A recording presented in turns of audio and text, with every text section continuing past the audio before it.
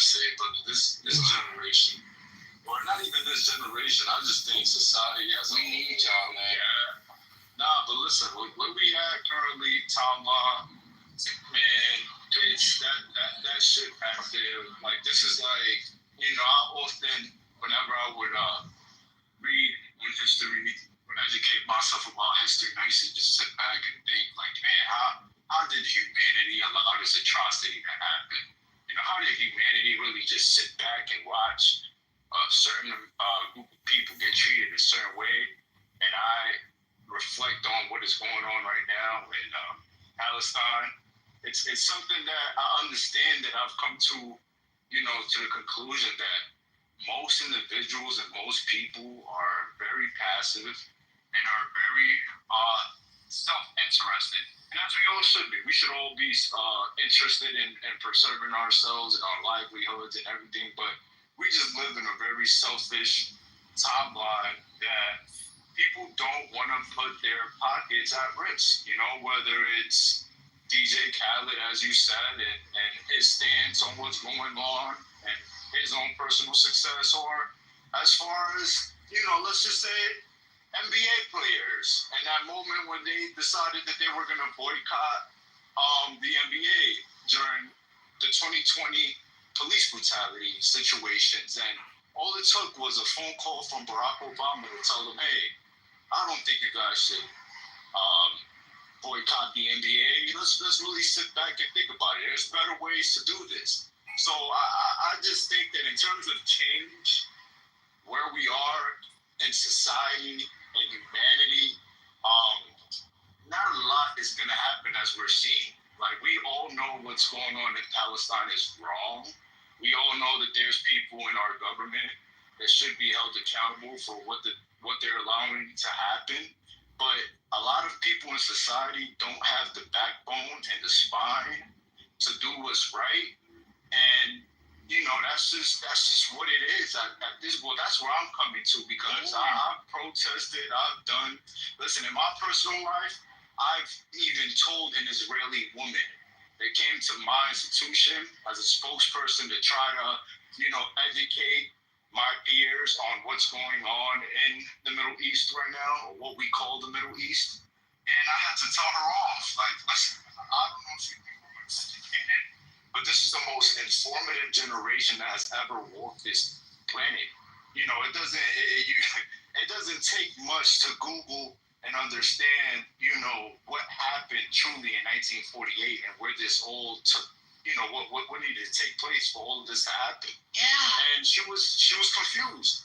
So, to answer your question, man, rappers, celebrities, they're not going to do anything about it, because we're just in the timeline where people are worried about their pockets, and being selfish is cool. Being selfish is doing the right thing. And that's just my personal opinion. Thank you so much for that, Fuck 12. I only really, get serious when I'm talking to Gen Z and others, right? Because they're the future. So, keep hope alive. A lot of hypocrites are coming out of the woodwork now. The joke was made about DJ Khaled, but where's Rihanna? She has children. So eventually in a month, she'll come out and say, oh, it's so awful what's happening to children. And some of us know that it's all hypocritical, because the industry, pays them and they dance a tune.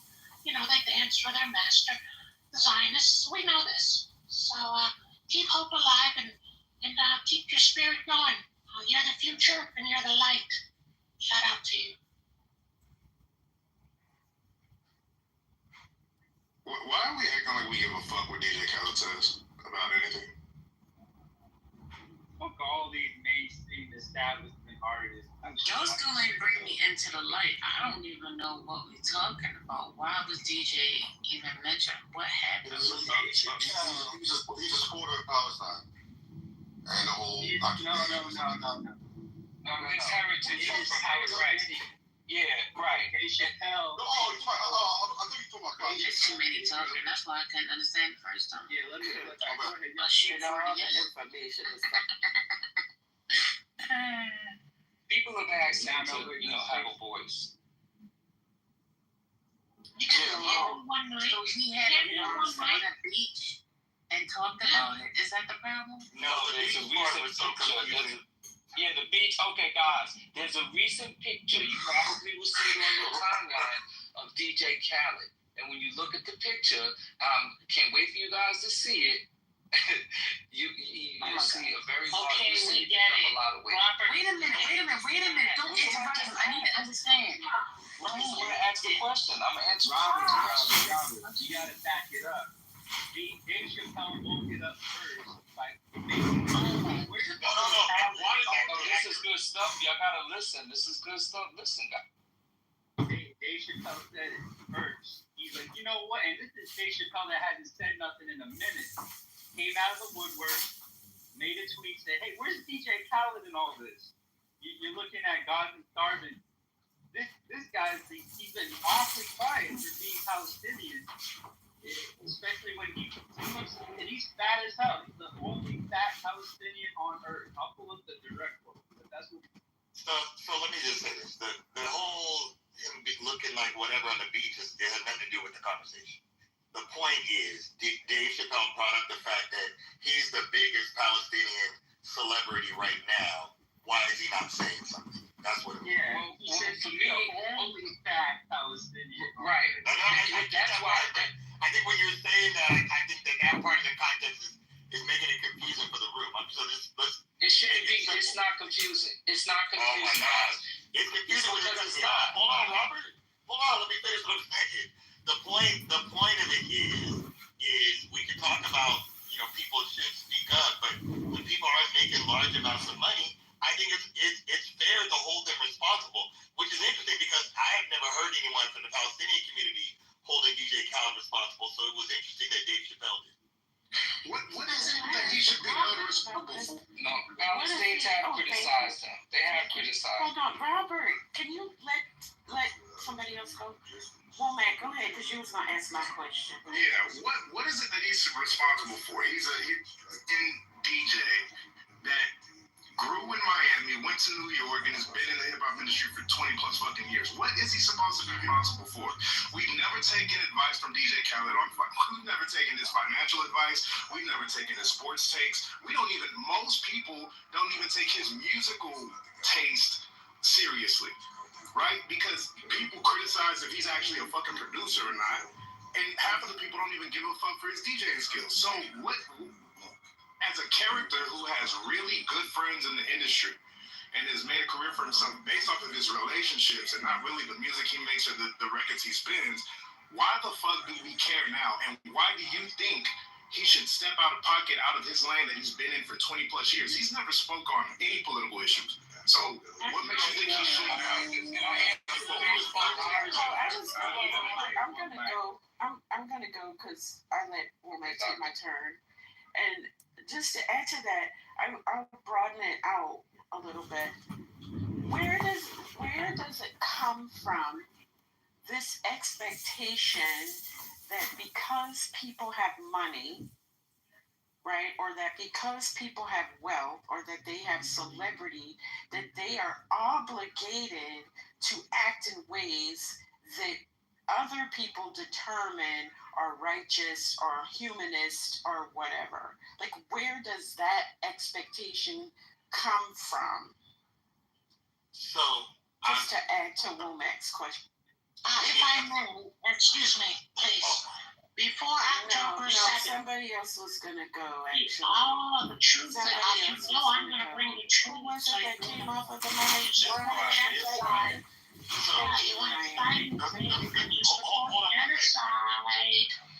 hold on 1 second, because I gotta go to a meeting. But let me just answer a bunch of those questions really quickly. Don't you try to fuck too up.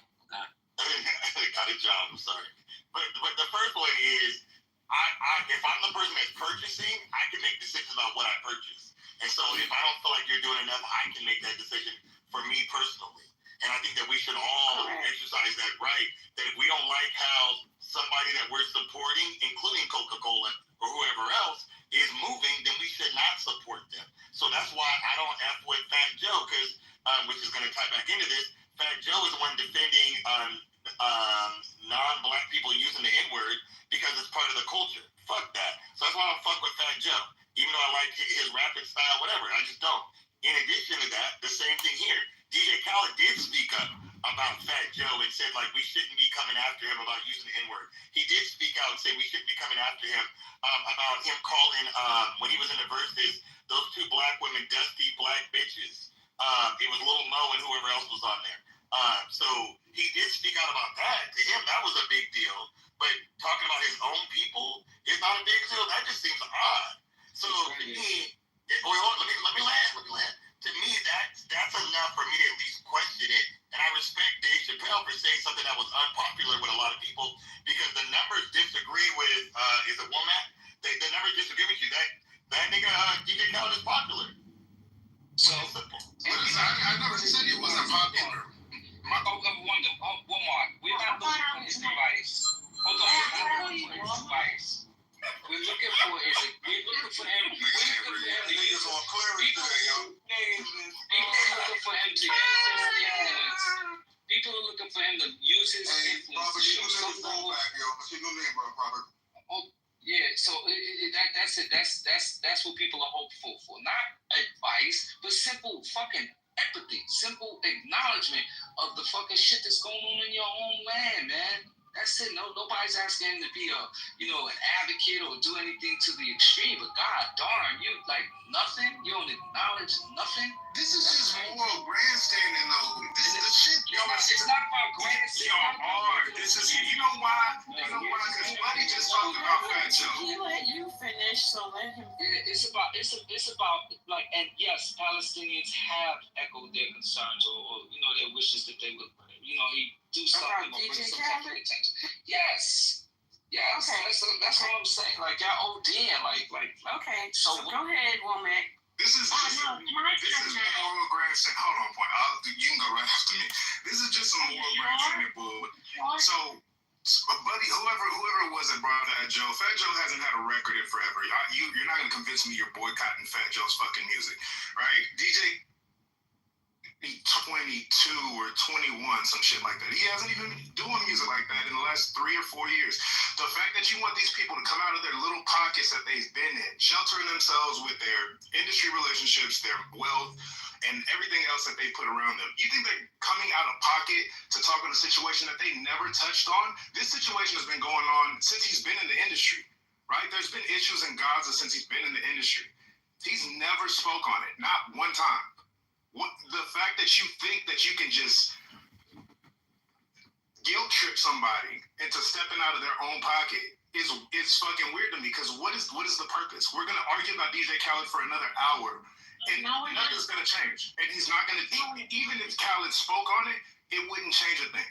That's just my only point. It wouldn't change shit. I noticed you're trying to silence me, and I know the reason why. And the reason why is this, because before October 7th, there was nothing but Palestine coming out of DJ Khaled's mouth, and you can go double check that. Once October 7th broke, DJ Khaled knows he works for Zionists, and he better shut the fuck up. Dave Chappelle said what he said, but if you really, really understood what he said, he was going way, way over DJ Khaled's head. He was going to the Zionists that own the record industry. And he's basically saying Rihanna even is quiet. Beyonce has children, she's quiet. And DJ Khaled, you fat fuck, you're from Palestine. So the issue is what's going to happen to Dave now, because he went after the power structure. You thought he was going after DJ Khaled, but that's your small mind. So the issue is, this is why Kamala lost. And that's why you've been silencing me and don't want me to speak on the stage. All right, you're triggered. I know you're triggered. The audience knows you're triggered. Okay, thank you. All right, I have an administrative. Hey, boy, you said what you said. Yeah, but you never clapped anyone else and slowed anyone else down, saying, okay, then, only me. Why? Because I know the truth, and I know you know the truth, and it's bothering you. So here's what we're facing in America now. Under a dictatorship, your balls are being squeezed by the orange cheetah. And he's hired the same people who used to do the genocide to come do it to you through Palantir. But you're going to find out later. So thank you. You're welcome, babe.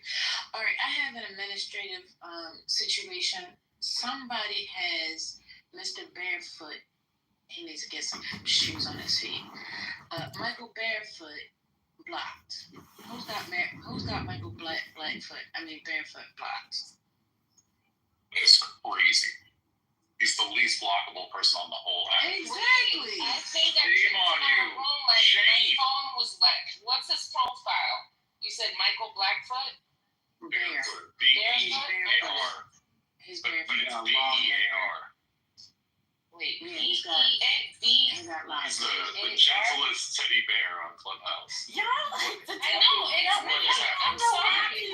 having people block though. I did this the other day. No, but that was totally innocent. I don't know what's I happening. think you guys got my mama blocked. Can y'all block her? No, I literally, my phone was wet. I said that the other day. I So wouldn't your have phone is wet and that causes you to block people is what you say? No, I don't like. Sometimes your phone does like it presses buttons when it gets really wet. If you try to handle the He said it was the water that got your phone that blocked you. It was the holy water. I don't know. I'm really sorry. I had sometimes I unmic with my hands wet and then I have to try to mute up. But I don't know about the blocking. Y'all crazy. Clubhouse, please remove blocking. That guy, no. Let these people deal with these crazy people. No, he's not crazy at all. Like he's Oh, no, not him. I'm just saying, like, he's never said anything crazy. I just want to say I got credit again for mending the piece. Thank you. Well, there was nothing to that. Yeah. But you did get credit the other day for mending. But this was a mistake that my phone, I did ask my phone. It's fine. I take Yeah, you apologized to him, Sin. I told him. Yeah. It's fine. I take credit for it anyway. Thank you. I'm gonna stop blocking people because I want to be a part of the people that block. I want to feel special. Start with You want what? No, don't do that. That's not nice. Because when y'all say somebody blocked somebody, I never had somebody blocked, so I don't I'm sorry for the interruption. Y'all get back to the conversation. I just administrative. I know. I'm just saying there was somebody that probably wanted to respond. So here's my take on Caleb. I hear what people are saying. You are expecting this from him, and that's perfectly fine. However, I'm looking at it from the standpoint if I were in this person's shoes. I don't know that I would or that I wouldn't. But for me to have an expectation of someone and then showing them in a bad light, I don't think that that's good at all. And that's my point. You got it? Point? I don't know. Yeah, social capital. Hey, Andrews. What's going on? Good morning. Good afternoon, sorry. Social capital exists. They're leveraging their celebrity, their personality, all these things. And they've put themselves in the position to be critiqued on every single thing. As a result, that is a part of the job that they've taken on. They know this. And we have there's nothing on us to be silent about that. We have no imperative, it's not our prerogative to be silent on how we feel about their responses to things that we feel that people in the public sphere should be responding to. And silence on an issue that's serious in the public sphere is something to talk about. And particularly with somebody who's actually from that area with family. Oh my God. Yeah, we don't owe that to him to be silent or to not have a critique on any moral basis. You need to see him silent, say something. Like, you're not saying anything at all. The problem is nobody's saying anything. The problem is everybody's just like, everybody hates what they see and nobody says shit. I got you. But my thing is, for me, if there's something going on in your life that's personal, and then people start asking you questions about what's going on in your life, right? And you don't care to discuss or give them that information. You have the right to that privacy. He has a right to his privacy. He doesn't have to come out and say anything. It's not mandatory. Yeah, you can want what you want, but everybody's old enough for your wants not to hurt. So You better scratch your ass and get glad. Like, people need to get off Clubhouse because you don't understand, and it goes way over your head. This is why Kamala lost. Hold on, quick. So, Why is it every time I'm speaking, it's hold on? And other people speak, you never say hold on to them. And I know why you do that. Because now you're sitting in your shit that Kamala lost. Now you're thinking back, and then you'll connect the dots to understand that's why I'm not finished. That's why he lost more than 15 million votes because of the fucking issue we're discussing right now. And that's why you have the orange Cheeto up your ass. And you don't want to look at it because you know it's true, but you're hypocrites. The issue is not DJ Khaled. Robert dropped something. You don't even get the underlying. And you're still focused on a fat guy on the beach. That shows where you are. And in 6 months, then you'll go, oh my God, I get it now. It's too late then. So it's just like the video you were listening to, the clip you were listening to about Nancy Pelosi's trades. 45 days after the bitch made the trade. I mean, you guys, this is why I troll you. Okay, thank you. So Khaled is not obligated to do anything, but everyone got their own opinion. To me, he's spineless. How do you have a platform and you don't say shit about what's going on with your own people? Period. He's fucking spineless. Yeah, we know that, but the issue is bigger than that. And I'm trying to think about Khaled. Well, to be fair, like if we're talking about an artist, he is technically a business, and businesses operate using what's it called?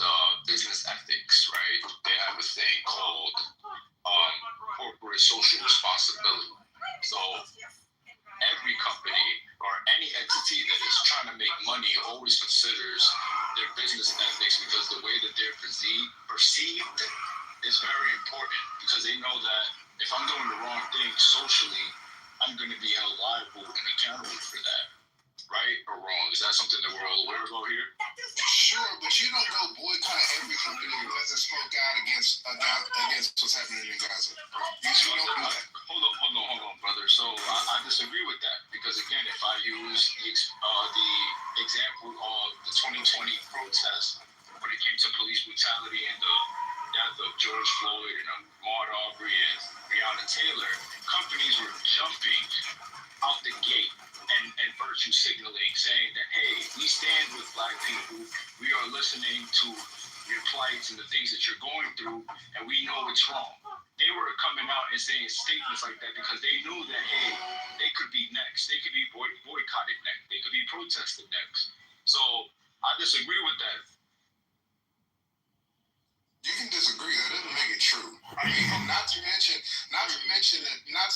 those particular situations that happened that you just spoke on happened in America. There is no corporate gain by and large for being a political figure for what's happening in Palestine for a lot of these companies. I'm not saying what you're saying isn't right. I'm not saying that what's happening over there isn't wrong, and I'm not saying that they shouldn't say anything about it. I think everybody should point a light on it. But what I'm saying is if there's a random fucking tech company, there is no incentive for them to just say free Palestine on their fucking header of their profile page or of their website. It doesn't make sense. So your argument, while I get some of what you're saying, can apply across the So hold on real quick.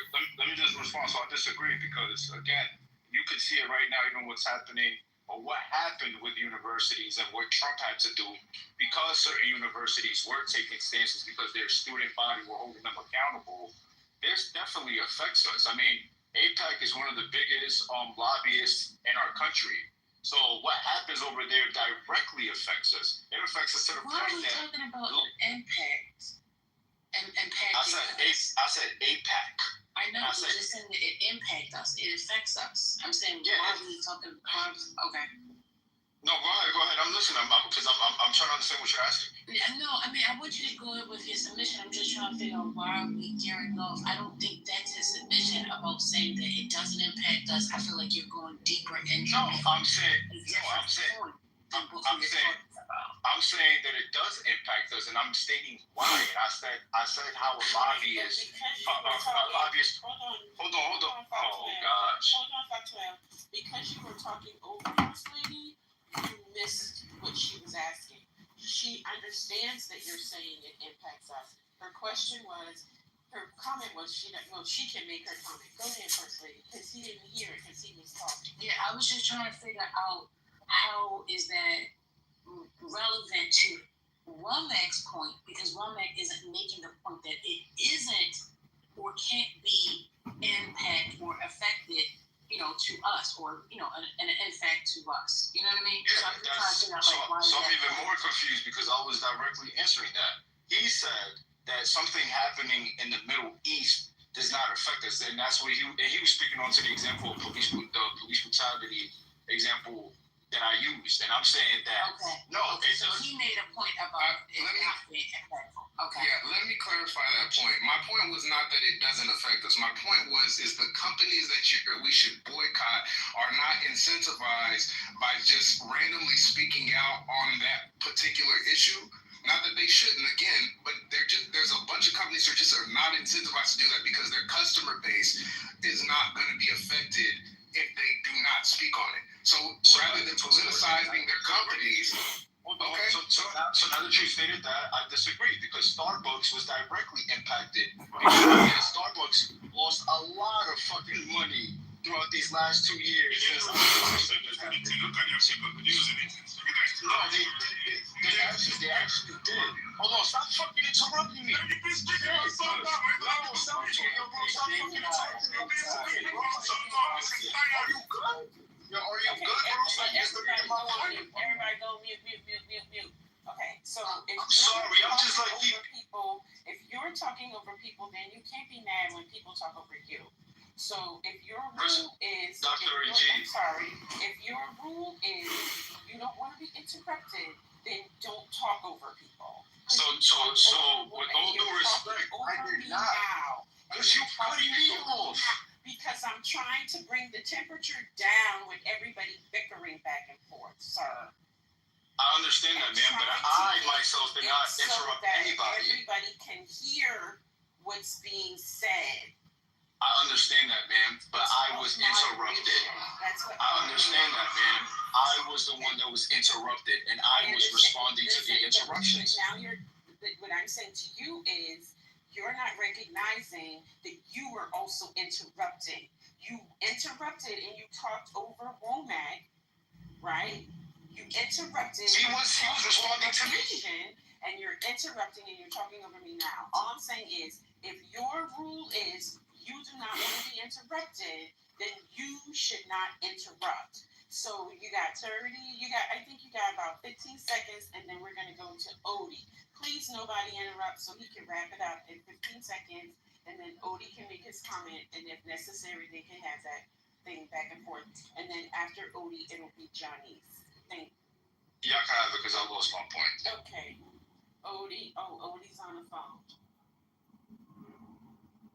Yeah, I just wanted to say that, I find it kind of problematic that we put so much pressure on celebrities or public figures to be advocates or be vocal in certain situations just because they may have some type of connection to the situation. And I'll agree, I'm biased because I worked in a space where I dealt with and managed the reputations and public profiles of people. But who's to say that, because this happens a lot, people who have persuasion and influence and they have reputations and they have power and prominence, who's to say that they're not doing things behind the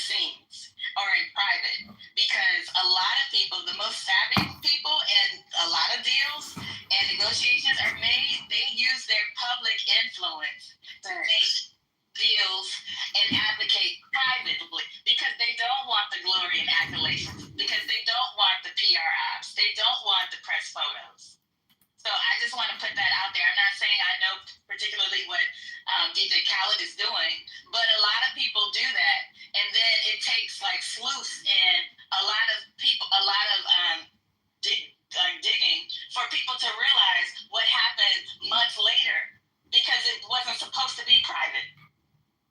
I just think that. I would. Oh shit. Yeah, can you let Odie go because he missed his turn? Yeah, thank you. So I find this argument. Mr. Turn is crazy.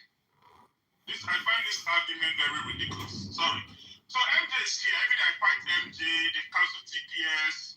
So let me ask you people talking about this DJ Khaled and stuff. MJ, how many rooms have you done on how Trump is canceling TPS of Haitians, Venezuelans, things that will affect? I don't see any room. I don't see any room here and Lonzo too. But you guys have this strange outrage about what you're not from Palestine. And I find it, you guys preach a lot, you Pan-Africanists. You can never love Palestine more than DJ Khaled. Let me repeat it again. You can never, none of you on this stage would love Palestine more than DJ Khaled. You might disagree with his tactics, which you don't know, but this very idea that you know what he's doing is you can never love Palestine. You have no roots there. You have no history there. You have no family there. You guys should take it easy. You can't love this country more than him. Yeah. So this very idea that you guys should come and say he's not doing anything. You don't know what he's doing. Sure. You clearly don't know what he's doing.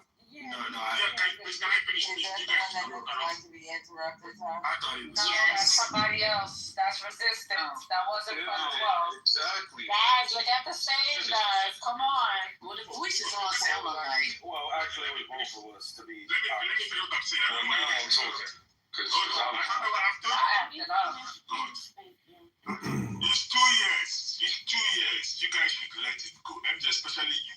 You should let it go. You have no power. Kamala lost. We have nobody here can do. You guys can cry all day. But commission attack. And lastly, corporations in America don't need to do anything about Palestine. I think it's like what's going on here? Like corporations in America, they don't need to do anything. There's no social penalty for them. There's not one social penalty for any corporation in America that does not. You're calling Starbucks. You know how much Starbucks pays? Someone is speaking Starbucks. Who is boycotting Starbucks? Who is boycotting McDonald's?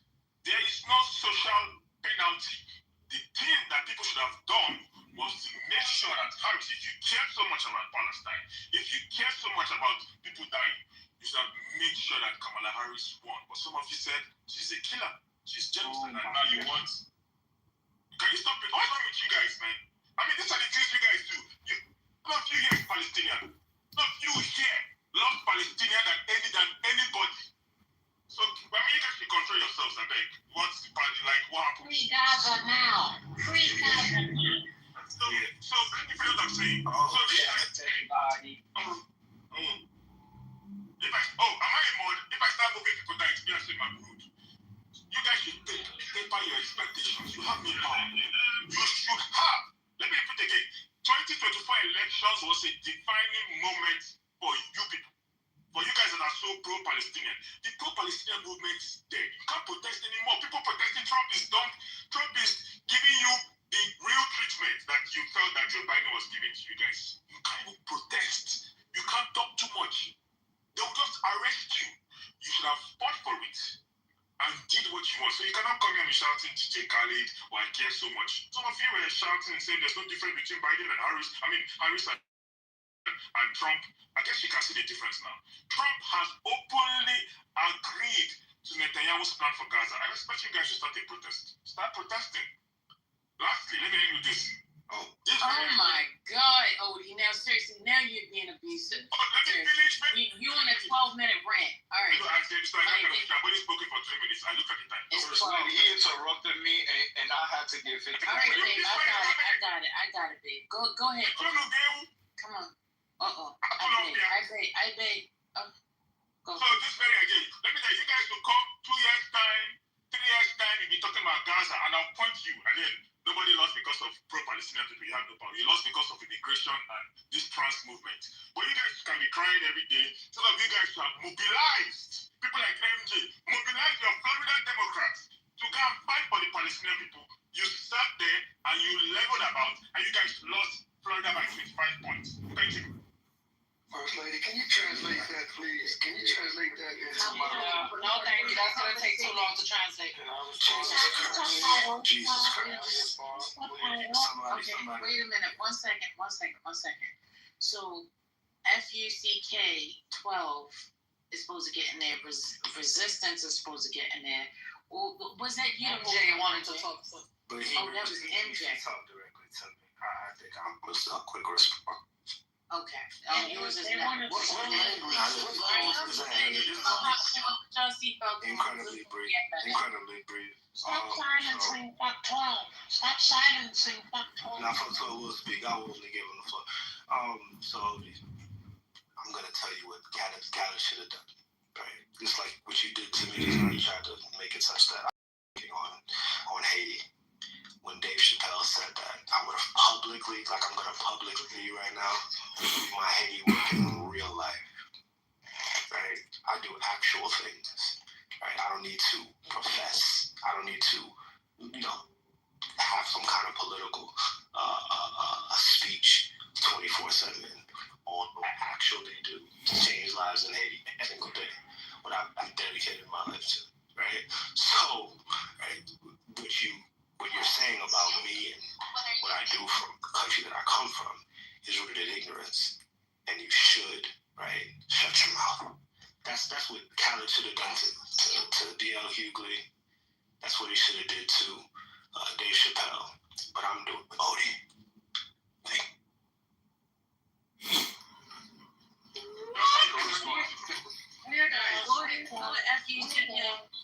Go ahead, fuck 12. Should I let him respond first or should I go? No, fuck that bullshit. Let's move on. Come on, Go ahead, respond if I can respond. Alright, but so I just wanted to say that voting for Kamala Harris would have not done anything for the Palestinian plight. She herself is a Zionist. She has said, and her stance on it has always been, especially during presidential debates, that Israel has the right to defend itself, which, nobody disagrees, but that clearly states the side that she's on. She's been very diplomatic when it comes to the Israeli Zionist aspect of this conflict, and voting for her is what many Arabs, especially those that come from Palestine, did not want to do. That's why she lost that voting block. So I think, let me see how you pronounce Odian word. That's why a lot of people would not have won or gained anything despite who they had voted for, because both presidential candidates are clear Zionists. So I just wanted to state that. So let's give me 1 minute. First lady. Let me put a poll. You see why I just say no, especially Americans. They did a poll in Palestine themselves. 75% of the Palestinians during this war wanted Harris to win. So you say that Harris and Trump are the same thing. Then you guys are so ridiculous. A poll came out from Palestine. They wanted 75% of people in Gaza wanted Harris to win. So I don't get what you're talking about, but it's okay. Don't worry. We are testing. There's something the Bible said. The Christian Bible says, "My father whipped you with pains. I will whip you with scorpions." What Trump is doing. So they were able to get. So they were. Nobody else get in there. Resilience. What's going on? Resilience. You getting in or not? Resistance. No, I'm just waiting. Like I said, I got man. You want the ping pong to continue? It's resilient today. I want to stay to that gentleman that sounds like he's either. Be nice. I'm gonna definitely be nice. Either She gonna translate. Don't worry. She gonna either translate. he's ignorant to facts or he's just. I'm not going to end. I'm not going to Be nice. I'm not going to I say that to say this. Shut up. DJ Khaled. Once again, DJ Khaled's family. His own family. Odie, be quiet. Odie. Don't tolerate this not from you. I know you. I didn't insult you. Translation, please. I didn't insult you. So fuck around and find out. DJ Khaled's family members from Haifa and other parts of Palestine clearly stated, there's actually interviews with them that obviously you've never seen. It said that he has never been to Palestine since he left when he was a child. He does not do anything financially or does any fundraising or anything for the people within the Palestine borders. They said he's never done that. These are his family members. They do not deal with him. That's number one. Number two, so many American Muslims who have done more for the plight of the Palestinians than any of those Arabs have done. They have come here and been westernized. So you are, once again, are ignorant to the facts or you just don't want to know. That's number one. And number two is, I believe it was just yesterday, it was about 5,000 people in front of the UN rallying for the plight of the Palestinians. So when you say the Palestinians, America is dead, once again, you're either ignorant or you don't know what's going on. Everyone in the world knows that not only pro-Palestinian Muslims, but pro-Palestinian Jews, Christians, and all type of denominations want the freedom and liberation of Palestinian people. And people are not going to stop bombarding the government with the little power they do have to stop them. And number three is, yes, everyone with intelligence knows that Kamala Harris, President Trump, or anyone who was running for the presidential election, their stance was they stand with Israel no matter what. Whether it was going to be a genocide openly or where it was going to be a genocide in closed doors like the Democrats like to do. The wolf in sheep clothing. They love to give the bombs, they love to give the money, and they say they want to help the Palestinians with a two-state solution. They're liars and they're worse terrorists than the Republicans. Whoa. All right. What you gotta say to that, brother? Wait a minute, put some brakes on this real quick. Because at the end of the day, Odie is saying that he loved that, whatever his name is, loves his country. You're saying that he doesn't love his country because somebody then said that he has never been back. Just because I haven't been back to somewhere doesn't mean I don't love it. You don't know what he does in his private life, as John Issa said. You know, I don't go around telling my family what. But his family members No, that's not true. So you The know. way that man posts is when he's in DR. Excuse me, I will not be fucking interrupted. I am talking. And I will not be disrespected on my motherfucking stage. You understand me? Don't do it. Yeah, First Lady. All day long. Wait a minute. Who was that? Go ahead, say it again. I was just running for you, my bad. You're going to be in a Goover. So, like I was saying, at the end of the day, your family doesn't know who you screwed last night. Okay? Or, better yet, they don't know who you're going to screw tomorrow. Right? They don't know if you cheated on your wife or your husband or whatever. So, for somebody to sit there and say, oh, they know what this person has done, you don't go around telling everybody what you did. Like, if I go and feed the homeless, I don't put that shit on social media. When I go to my kitchen and I'm doing different things or whatever, I don't go around telling people, oh, this is what I did. If I went to my bank account and I went and I blessed somebody, I don't go around telling people. So just because you think you know something, that is your assumption of what you think you know, right? So, again, I hear what you're saying based off of what you think you know and the evidence that has been presented to you, but at the end of the day, we don't know for sure. Yes, we do. I agree. You're right. You're gonna go, Odie, because I want to say something. Let me tell you something. When somebody has pride of their country, they talk about it, and they post about it. That man posts every summer, Barbados and DR living his motherfucking best life. Let's be very clear. He even be trying to talk Spanish. Santo Domingo, and he be putting Dominicano soy, all all that, okay? He wants to be Jamaican. Once again, when you have pride for the country you came from, you post it. He don't make a statement because guess what? Everybody above him is Jewish. He's from Israel and he's protecting his bag. That's the truth, okay? And if he does send money, he may not send it under his name. Let's give him the benefit of the doubt that he's sending money, but he's not sending it under his name. He's sending it another way. That's the only way we wouldn't know. But for his family to say that they're not sending nothing, I'm sure he got a lot of family over there. I'm going to put the videos in the chat of his family members. And once again, I follow celebrities. I follow their Instagram. They put all their tea. If he's on the toilet, he posts. If he's on his damn treadmill, working out for the rest of his life because his ass never fucking lost weight, and he got all the money in the world to lose weight, he posts that shit. When he's fucking with his wife and bothering the shit out of her, he posts that.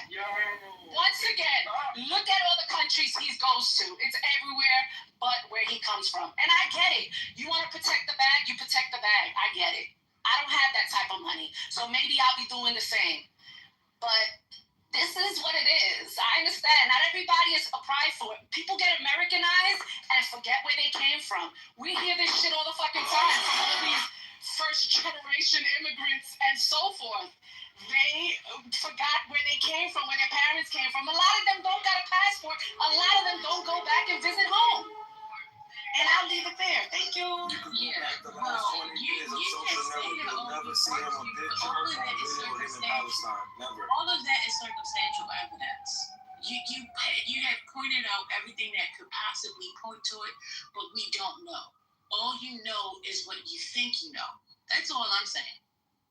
That's all I'm saying. And I'm going to stand on that. That's it. Well, I'm just saying it's not, like, at this point in time, with all the things that we know, and excuse the background noise, to be a spineless individual, regardless of your status in society, you are a disgusting human being. Like that's all I have to say. Like regardless if you have the responsibility to do the right thing or whatever, like having no integrity, sitting and watching people starve, regardless of war, regardless of anything, just how educated people are, and to have the level of access to wealth and resources to just not do anything, it's just some spineless shit. And people have all rights to call you out because you have more than too many opportunities to do the right thing and you choose not to. I just think that I don't think anybody should be here defending anybody at this point. Like, at this point, it's just like... Okay, sorry. I just want to say this. I know people that are in the movement, and it's not an easy thing to almost give up your life, right? But there's plenty of people in America and worldwide that have lost their jobs. I have a friend that, I've said this before in this room, she's being followed, harassed. Her kid, they went after her job. They went after her kid's job. They are trying to get her kicked out of certain boards that she's a part of, things that she's been, a lifelong member of. So they're trying to remove all sorts of opportunity financially and just all sorts of things because she's standing up for Palestine.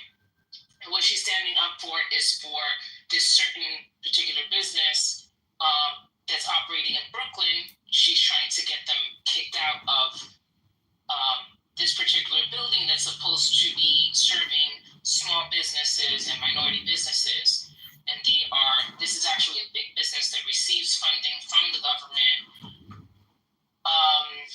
And they're being allowed to operate in this space. So she's only going after, maybe this is just a small issue in the grand scheme of things, but there are really powerful people at play that are willing to, they want to take everything away from her. I mean, she's been followed, she's been stalked and harassed. I mean, I think it's, me personally, I don't worship money that bad. So I would certainly, say something, but at the end of the day, this person has to protect his family. This person has to protect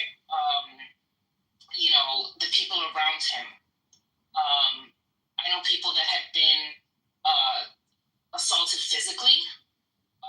And these are not like big people or anything, so I can just imagine what they would probably do to someone like Khaled. But I'm not condoning it because I don't like the fact that he's not saying anything. I feel like he should say something, right? Or hey, here's a link. This is an organization that I feel like is reputable and you could donate to, or something. There's other celebrities, the Hadid sisters. They've, lost plenty of contracts. They've lost plenty of opportunities because of their stance.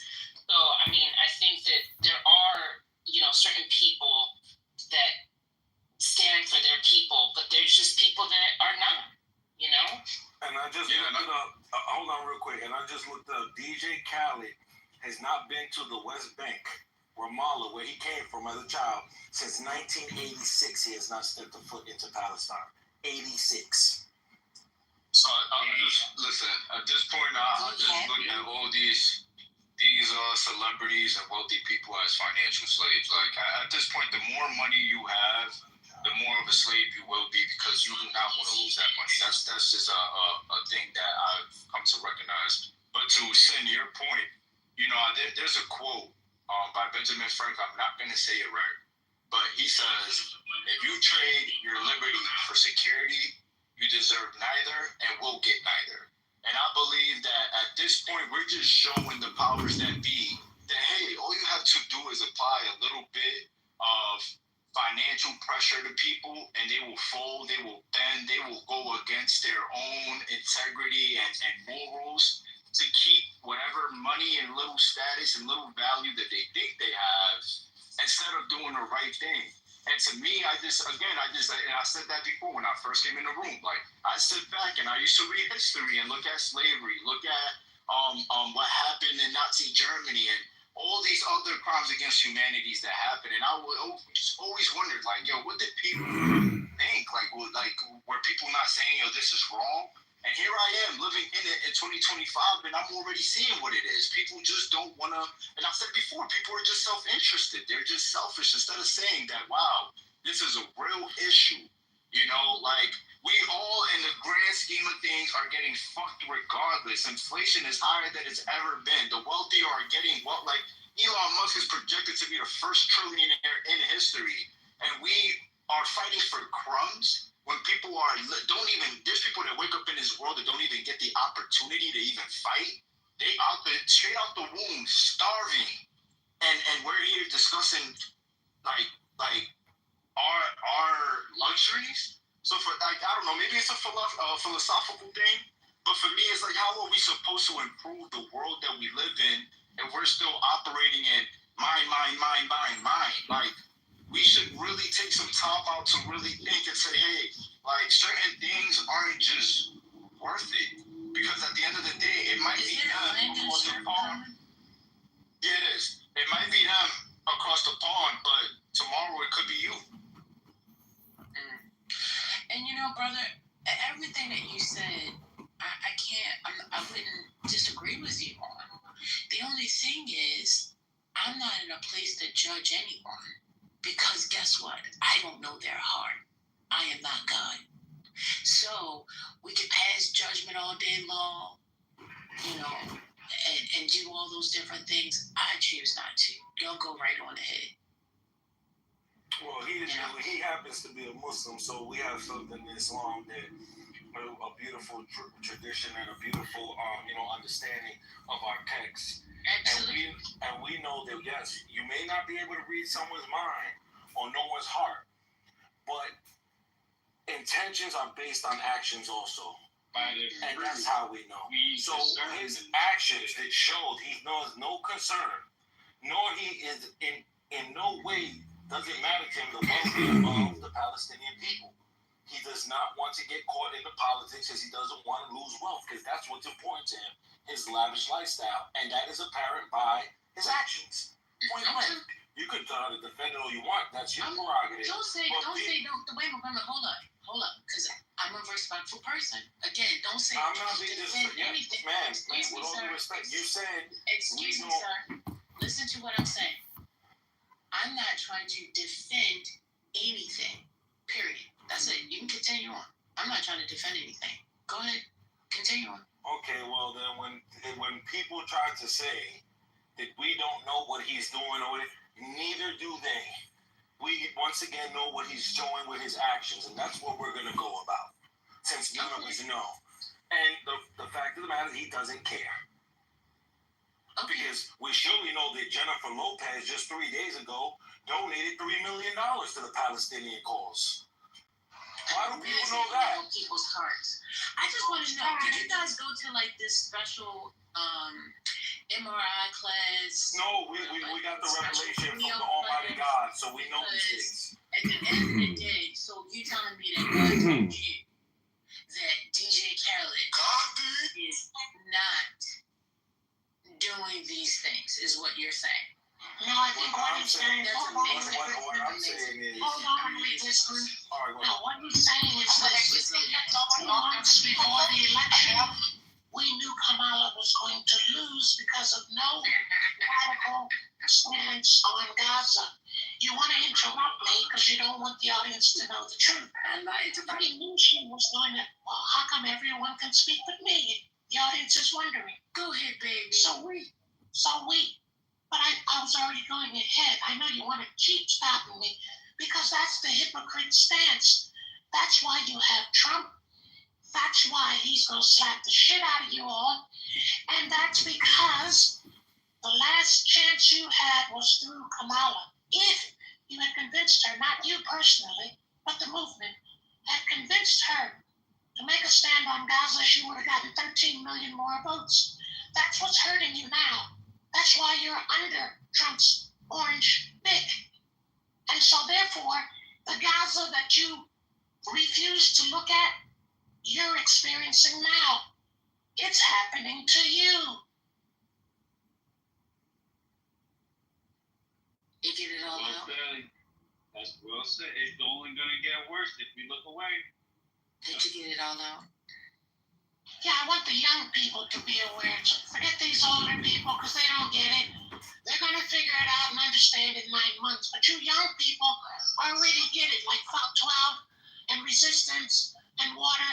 So keep going with what you're doing. Because that's the reason we're in this shit is because of no stance on Gaza. And that's why we're faced with this clown Trump.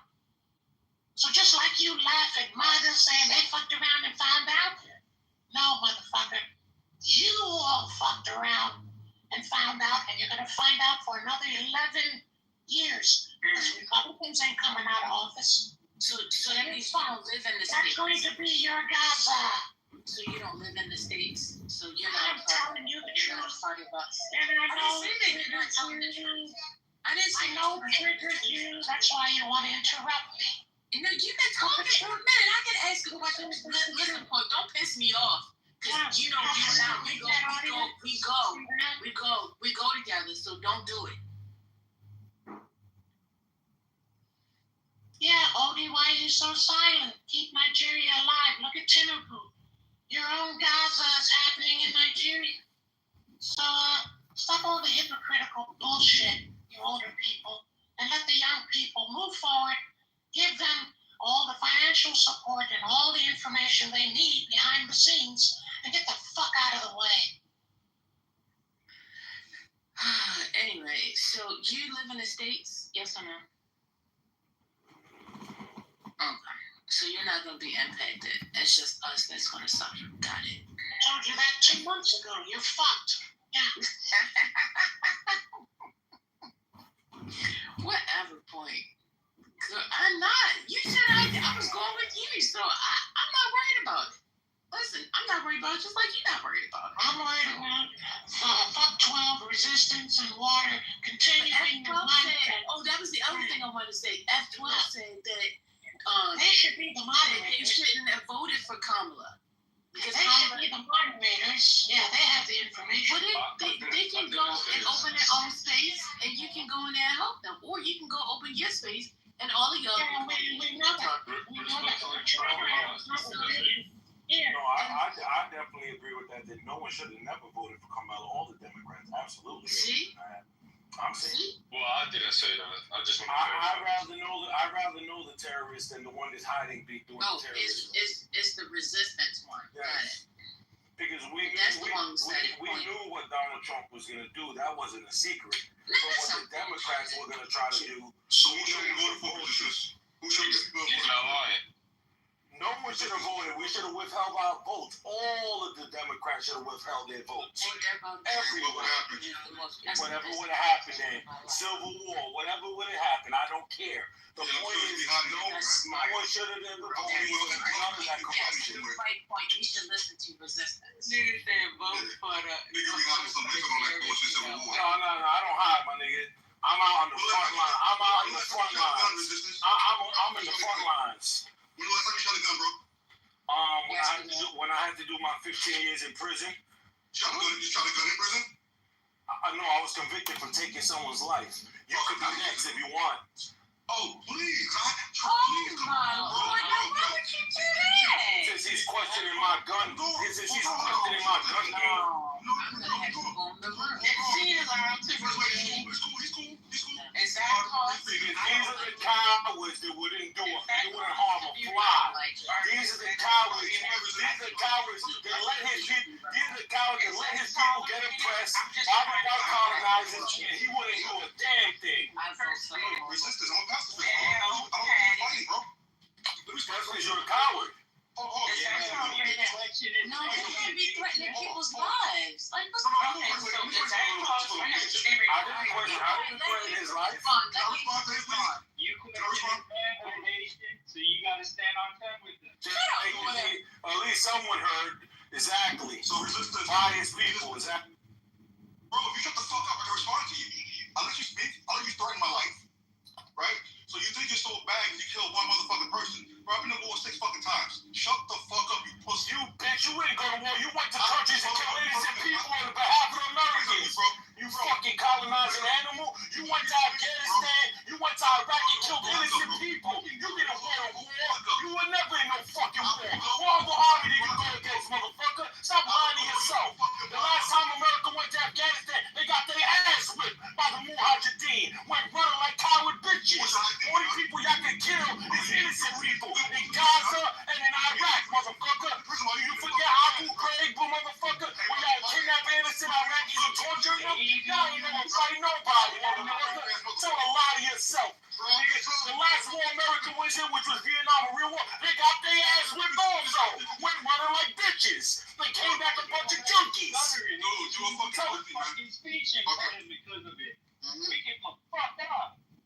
Yeah, some of you motherfuckers talk so much shit and have no fucking clue. You can't even talk. It's funny. And Water, shut your fucking mouth. Because you killed one person, you think you're big and bad, and it'll probably do some pussy shit anyway. Y'all know this shit is recorded on YouTube, right? I mean, that's crazy. I mean, threatening somebody's life is insane. I'm not worried about no fucking shit like that. It's not about that. I'm just saying. I'm just letting y'all know, be aware since you guys talking. Y'all don't know when that shit is on YouTube, but it's live right now on YouTube. To say that kind of stuff out loud when it wasn't even warranted, you were just asking him about the last time he shot a gun. And then it just escalated somewhere. I don't know about that resistance. And the following question was because he said a civil war. Like he's down to go to war. But this is a resistance for you. This is how he behaves. That's why I'm not tolerating any nonsense. He says the tiniest of things, but it's okay. I just want to quickly point out that this same guy said there were 5,000 people protesting at the UN. I worked in the UN. I say I have colleagues in the UN. Nobody protested at the UN yesterday. Again, you can, let's just stop this. I know that people are feeling bad. They did it virtually, though. They did it virtually. Oh, virtually. Oh, via Zoom. Okay, I'm sorry. I didn't know that. Excuse me. I think his anger is perpetuated by the following. You have a country now where mass men are pulling up and abducting people. So I don't know what rules you're working with, not you people in the room, I'm just saying the country. And so his statement, although scathing, that I do know how to use a gun, blah, blah, blah, I think you need to pay recent mass shooting in Manhattan, the reason the guy could double park his BMW, get out with a rifle, dressed the way he was, and no one said anything is because they thought he was ICE. And that's the truth that won't come out in the media for you. But those are some of the truths that some of us know behind the scenes. And some of you on Clubhouse, we now know clearly. You don't even know what's fucking going on. You're hypocrites. Because if you knew what was going on, you would have known Kamala was losing 2 months before the election because of Gaza. That's why his passion is the way it is. But you fucked around and found out. And so now you're on Clubhouse running rooms complaining about, oh, did you see what Trump did? Oh my God. Oh my, that's his point. How is that passion when motherfuckers tell people not to vote? How is that passion when motherfuckers probably can't even vote? How is that passion when motherfuckers first came out of prison after 15 fucking years get fucked in the ass? So is it hard to empathize that people are just tired of voting and seeing that specific political party that has a whole bunch of promises where even the presidential candidate could come up and say, if you don't vote for me, you're not black. But when it comes to black people, black problems, black needs, black wants, there is no type of urgency, no type of prioritization, nothing. When it comes to black people, it's, hey, there's a whole bunch of people in front of the bus. You're going to have to wait in the back. I hear you, bro. So listen, I'm not a Democrat, right? But at the end of the day, neither am I, brother. I don't agree with a lot of shit they do. But at the end of the day, when you only have one other fucking option, who are you gonna go with? Period. Look what the fuck is going on right now with Trump. So for people to say, oh, you should have held your vote from Kamala or fuck the Democrats, you'll be fucked more. At least you can fuck with some fucking Greece. Now you can't fuck with no loot. Well, for me, the way I look at it is that I'd rather see the whole shit burn down. And I think, in my opinion, I'm willing to ride out this uncomfortable ass ride because that's what it is. So what about the kids? What about the kids who starve to death? That's what it is right there. You're gonna vote. Wait, hold on. One second. That's what it is right there, fuck 12. Exactly what you said. People want to see America burn down to the ground. You guys hate Democrats so much you want to punish Democrats by not voting for stupid ass Jill Stein or whoever the fuck else because you want to see America crumble, bro. Well, that is hyperbole. That is hyperbole speaking. That is I said that because that's me expressing the level of like just destruction or whatever has to happen for people to wake up and say, wow, what did it take for us to get to this point? Repeat that again. Why don't I move to a different country? Well, because that is American value. Where there's a prime minister or president what I'm saying, let me finish what I said. You're cutting off. You're in the matrix, man. Have a prime minister or a president. See if you can get citizen. Move to a country where there's a prime minister or some type of president that's going to represent your values, okay?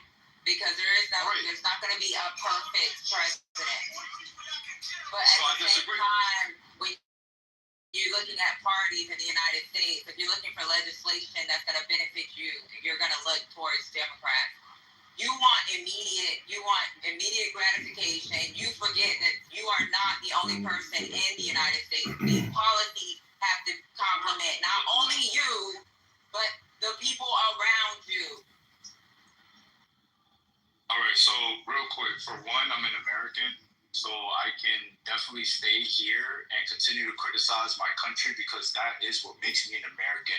If I'm willing to say that, just go ahead and get to your point. Get to your point, because y'all complaining about the Democratic Party. So why are you cutting me off, ma'am? I don't understand why you're in your feelings. With all due respect, I'm not projecting onto you. I'm not cutting you off. I let you get your point off. Now let me get my point. And I will continue to keep talking, and I will continue to keep talking. All right, so continue, ma'am. So continue, ma'am. So continue. You're disrespecting the Democratic Party, but that's where the Democrats. But guess what? They're the ones that's coming with the legislation that you need. just because it's not perfect to you, it's not perfect for you, it's enough for this country. You got Republicans that don't give a fuck about you, how you wipe your ass, how you gonna eat, how you gonna live. They don't give a fuck about you. You're not in the top 1%. You a broke ass Dusty on this fucking phone talking to us and complaining about shit you can't have. You want shit. You want. Motherfucker, go do something about it. Okay, so thank you for the projection because you're entirely wrong about majority of the things you said, especially starting with the broke and Dusty. I'm far from that actually. And two, the legislation. Hold on, man. The legislation that Democrats continue to push and advocate for again have done nothing for my party. I'm not loyal. See, that's the issue. People in this country are extremely tribalistic. And like I pledge allegiance to a fucking party. It's a two-system party for a reason. And one of those parties, especially the Democrats, were extremely racist not so long ago. Ask your great-great-grandmother about that. So at the end of the day, because I used to say that I don't want to participate in the bullshit and continue to get breadcrumbs when I know what's really going on.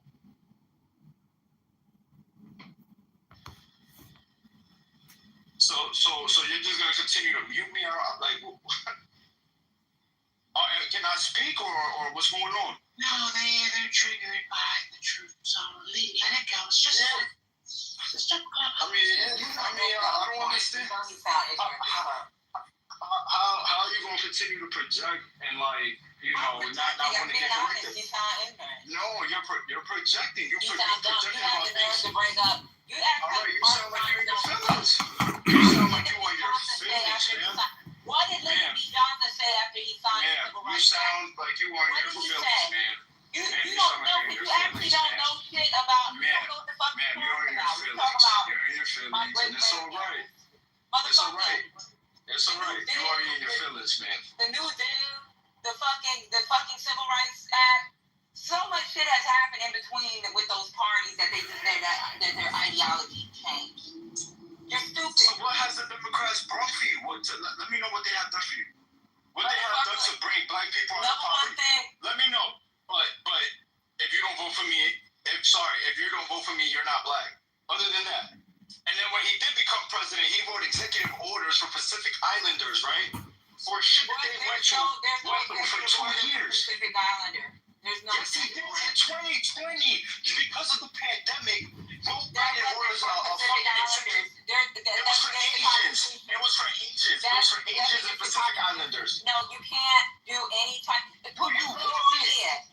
Yo, are you ignorant? You don't know what you're talking about. So you are a Dusty. Oh my goodness! All right, hold on. Let me pull it up. Let me pull it up. I know what the fuck you're talking about. No, you don't.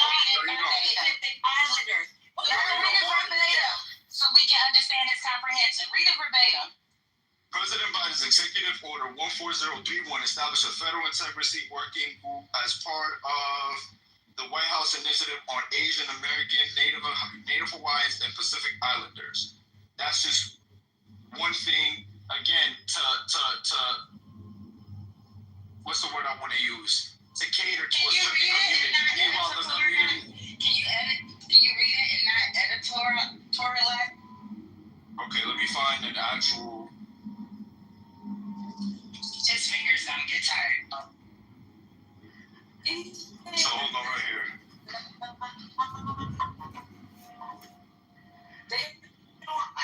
You cannot write any type of legislation.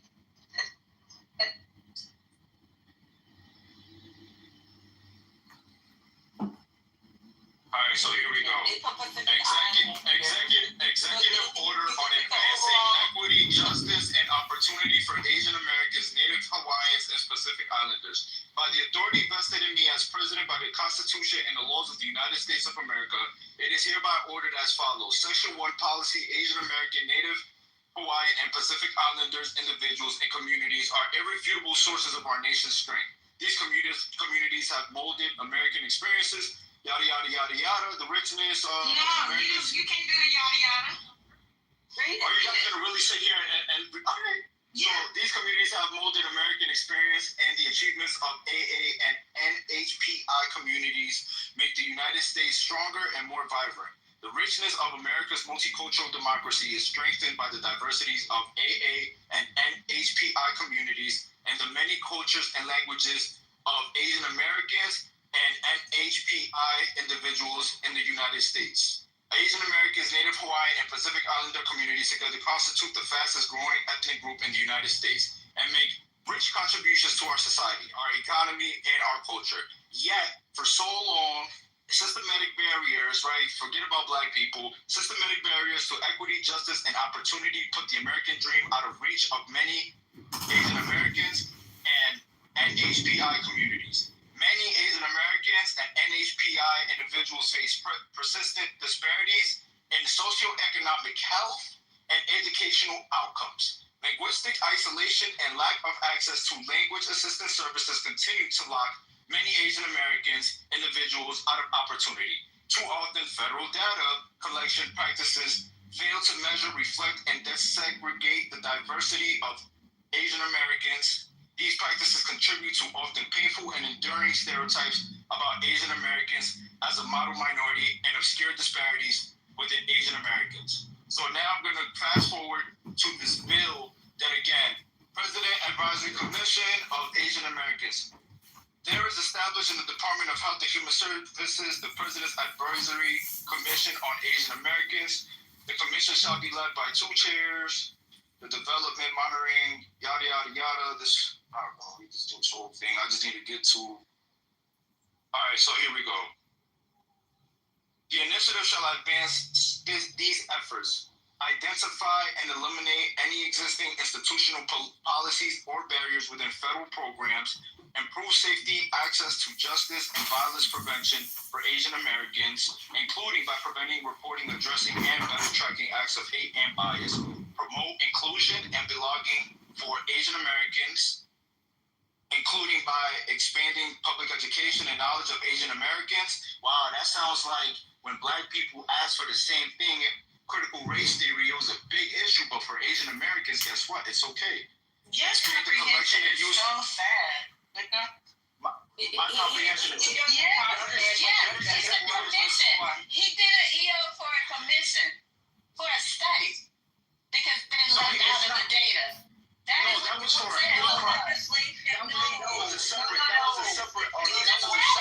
You just read it. I interpreted what you just read.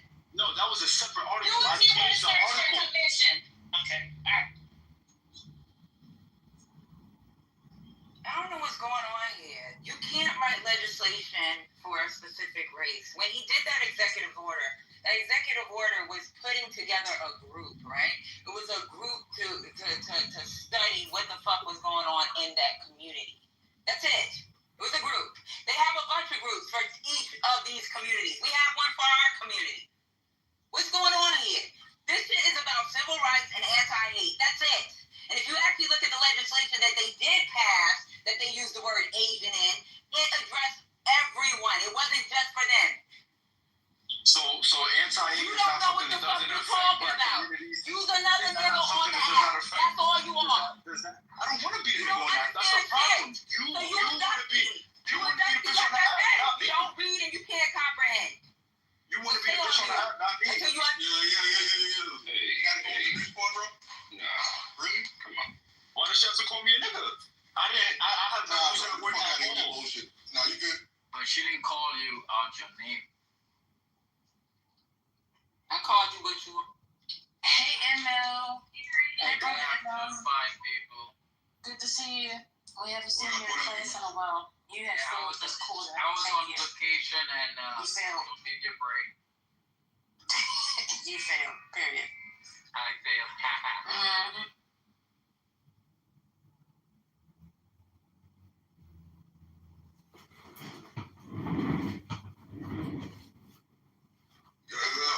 This is really weird. People don't even understand. Like, people come up over this rich guy that just came off the fucking stage that you put in the go. This rich guy that's so well read doesn't understand fucking simple fucking legislation or executive orders or what the executive order was for. Something's wrong. something seriously wrong with fucking Americans. Because every one of y'all that come up here that's fucking MAGA or says you don't want to vote or says dumb shit like I vote for the terrorists I know or the racists I know, a whole black woman, the racists I know, y'all are crazy. Your mother should have squeezed her legs when you was coming out. Or she should have swallowed before she was getting fucked. Swallow. There you go. Wipe that ass on a napkin. Hey, yo, no. See, what I don't understand, can you hear me back? Well, they were Like, this is the first time I'm hearing you. Can y'all hear me? yes, we can. Sorry. Okay, thank you. What I don't understand is why these MAGAs are so geeked to be part of a party that kicked their black asses out 50 years ago. I don't understand. They literally, when it was the Black People's Party, they literally turned around and said, we don't want y'all. So I don't understand why they going so hard for the fucking MAGAs. I don't get it.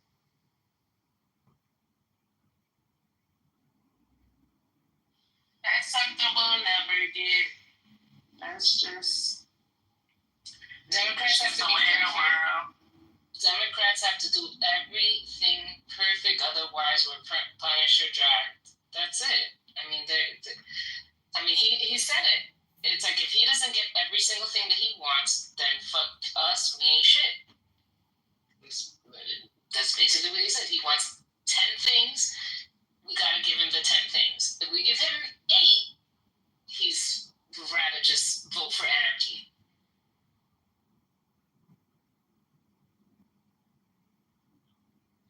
And I don't understand why. I get the Palestinian thing, the Gaza thing, but why they don't understand that Kamala could not. She was under strict orders of what she could say and what she could not say. She was still the vice president of the United States. So I don't understand why they couldn't understand that. Trump could say anything he wanted because he wasn't president. He wasn't vice president. He was just somebody running for office. So he could say whatever the fuck he wants, and then everything that he promised, you see what happened. We ain't getting shit. What? No, $5 trillion added to the deficit. That's exactly the case. I learned that as a DNC member. When the president is a Democrat, the president runs the party, so everything is done from the president. You can't move without the president saying so. So yeah, exactly like you said, she could only do so much. And not to mention, if a Democrat was to say half the stuff that Donald Trump said, they will not be getting a vote. Period. From their own party. And that's the truth.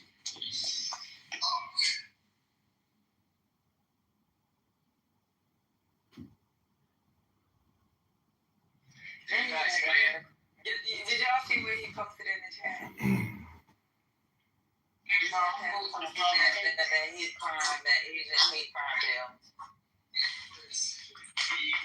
As if that was just specifically for Asians as well. Well, maybe we should tell him that we Asian in there. Maybe you should know that.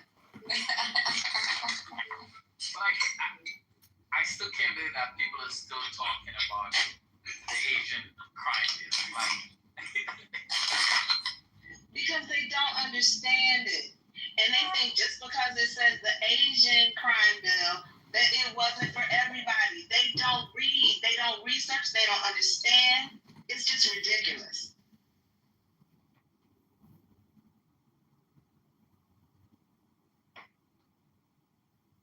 Well, what happens is they allow someone to tell them what they need to know versus going and doing their own research. It's the difference. The lady, we have for years told people the truth.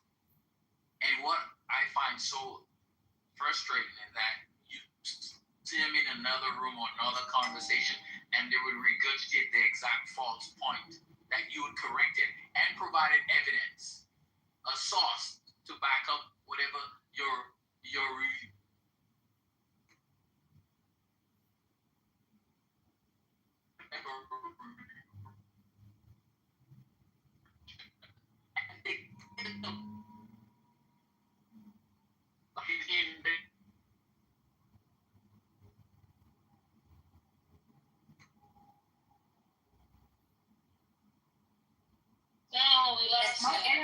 We lost him now.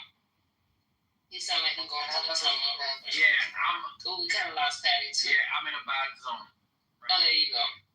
Okay, so yeah, I was saying that one thing that's so frustrating is that you meet certain people on this app and you have a conversation with them. You refute what they say, and you provide sources to back up whatever premise you. But then you sit them in another room and they regurgitate the same shit that you would push back on, that you would debunk before. Like, apparently, they didn't learn anything new.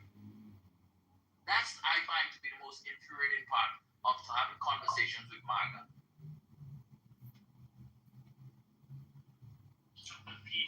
I think that's because you assume that they want to learn. That's a good point.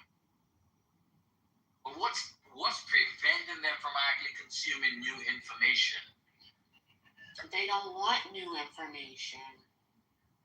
That's how demagoguery and ideologues work. It doesn't matter. Doesn't matter what you say. Doesn't matter what proof you have. It was just like we were listening to something. I don't know if it was last night or this morning. And the guy said to the woman, he's like, I'm gonna give you this data and these facts. And she said, I won't believe you. What do you do with that? Wow. What do you do with that? There are some of these people for whom spreading the idea is more important than understanding the implications of the idea or gaining information that may shift them off of the idea. You just have some ideologues. They stuck for whatever. And I just want to say this because I have a client that I just spoke to who screwed herself by asking ChatGPT for advice. I'm like, no! For legal advice. Now I have to clean it all up. And it's going to take me a lot longer. Like, it's so hard to fucking undo a mess. Right? I think a lot of people are relying on ChatGPT as accurate. And it's not accurate all the time. And please don't use it for legal advice. Oh my God. I'm so annoyed. Man, that's wild. Yeah, the AIs hallucinate. It's a common occurrence, and yeah, people should know that. And yeah, exactly. Don't take advice. But ChatGPT told me I should spend more time on Clubhouse, so that's why I'm here. But you guys saw this week there's a judge who censured a lawyer for using ChatGPT and submitting a docket with case law that doesn't exist or a precedent that doesn't exist. Yeah, that's happened multiple times where lawyers have used ChatGPT and it cites case law that doesn't exist. It happened to one of Trump's lawyers. They caught it in one of his cases. Yes.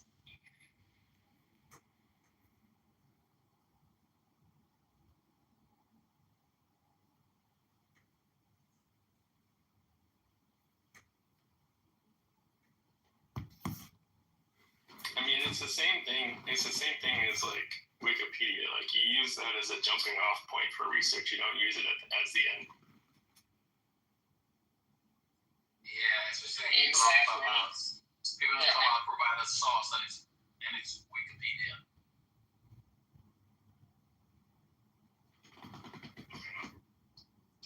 The only source on Clubhouse for me is Dr. AG. I'll say, Dr. AG said. And you are a wise woman, saying. She's an encyclopedia. And dictionary. And now I'm an archive. It just keeps growing. Hey, Clem, what you doing, Clem? Why you down there, Clem? Where you at, Clem?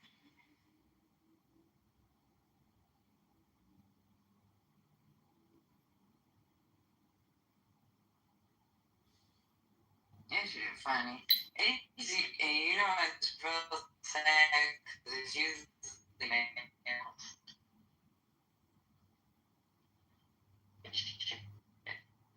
We listen and we don't judge. I got kids by my uncle. All three of his and my baby daddy think the kids is his. You see that video I sent you, buddy?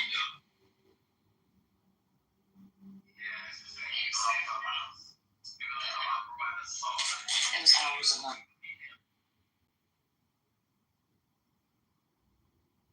No, I'm relieved.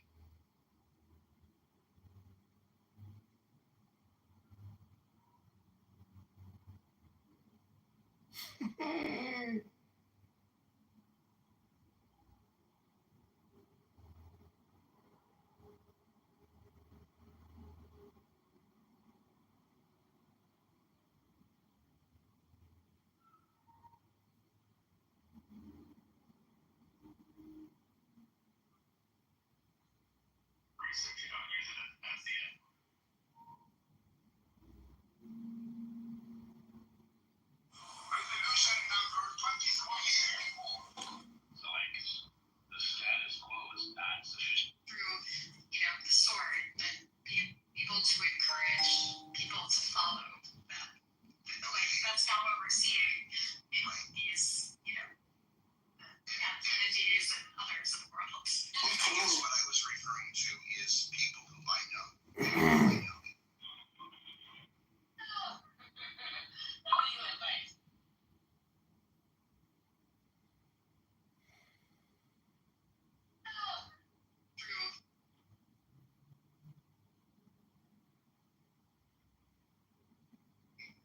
There is no incentive for them to just say free Palestine on their fucking head.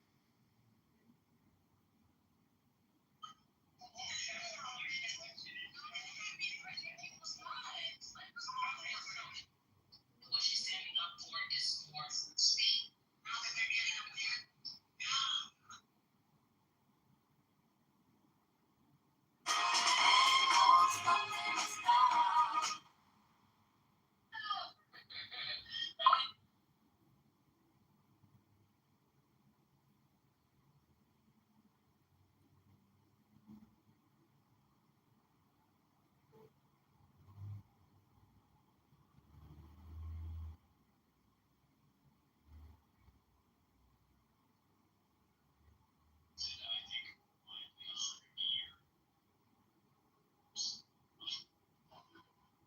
I love it.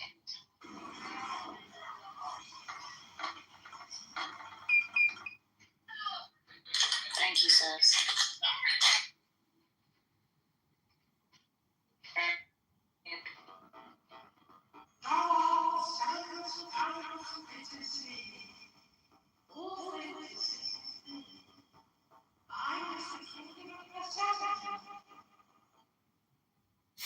Smash, Marry, Kill. How much do you guys pay for it in Chicago? We don't actually rent it, we own it. With the HOA, we pay around $2,700. Can I have a tour of your guys' apartment? Oh yeah, absolutely.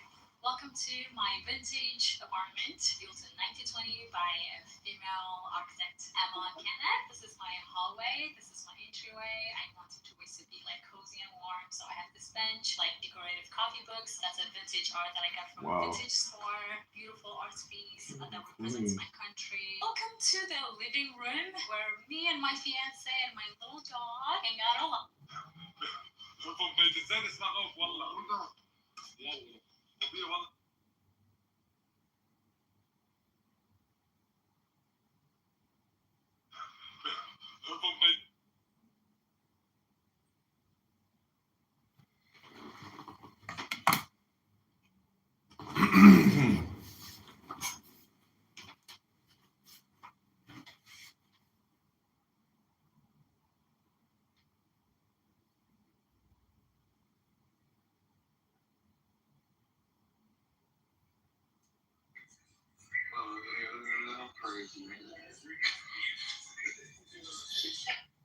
I think that the idea of tenure should get thrown out of the fucking window. I think that if you're a bad teacher, it should be easier to fire you. The fact that you're responsible for the education of the youth of this country, and you've got a job that it's one of the hardest to fire you, it's backwards. We should make it very easy to fire teachers. No, I completely agree that we should make it easier to fire teachers, because I don't, in my opinion, I don't think your issue is necessarily that they're overpaid.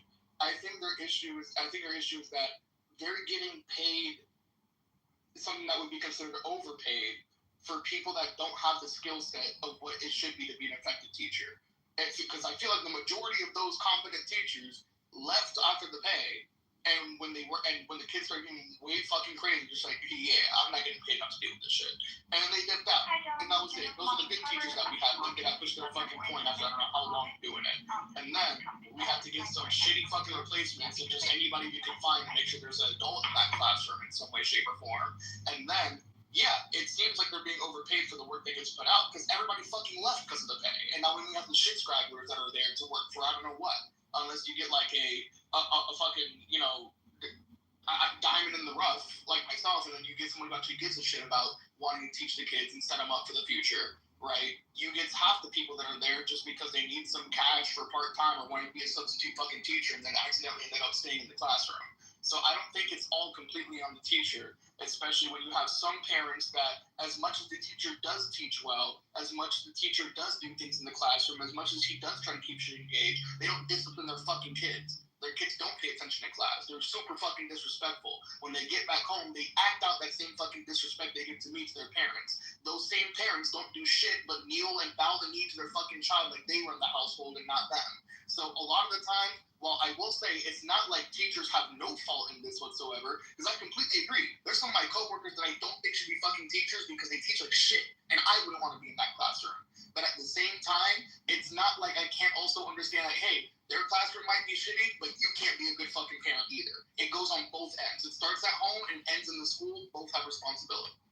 Yeah, there's other problems with the education system. The fact that we have compulsory education, and in some states you refuse to allow parents to send their kids, direct their tax dollars to allow somebody to escape these failing schools and to be able to use those funds more wisely to put kids in an education modality that might be better suited to their kid.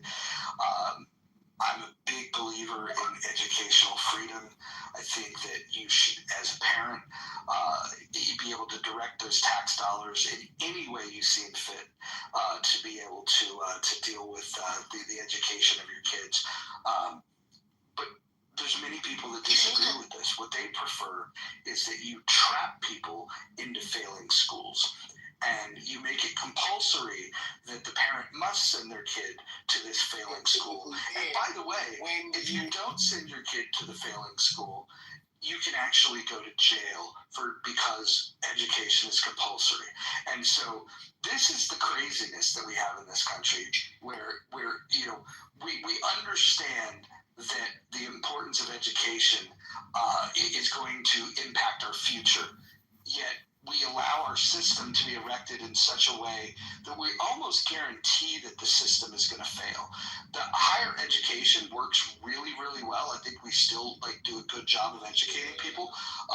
But when the federal government got involved in that, the cost went up.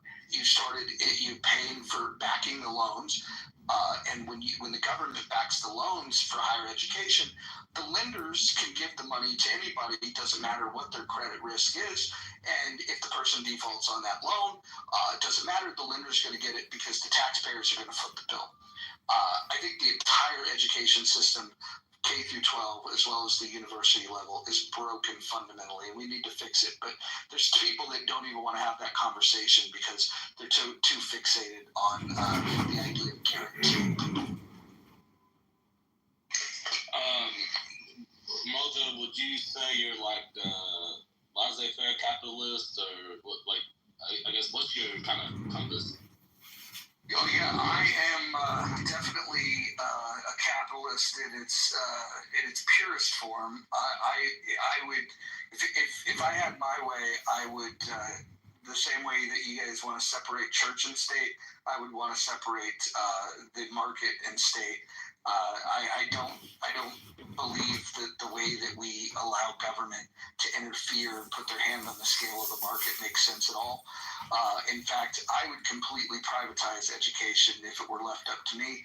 The only thing that I think that the government should be spending taxpayer dollars on is to fund the military, fund police, and to fund courts. That's the extent of the government that I think we should pay for at the federal. And I guess in terms of, I guess what I'm gathering from hearing you speak, because I've heard you speak a bit, but not like a ton, but I guess you're not necessarily looking for equality or even equity. You are more so looking for maximalization of profit and the freedom of a market to do that of its own, like however it wants to do it.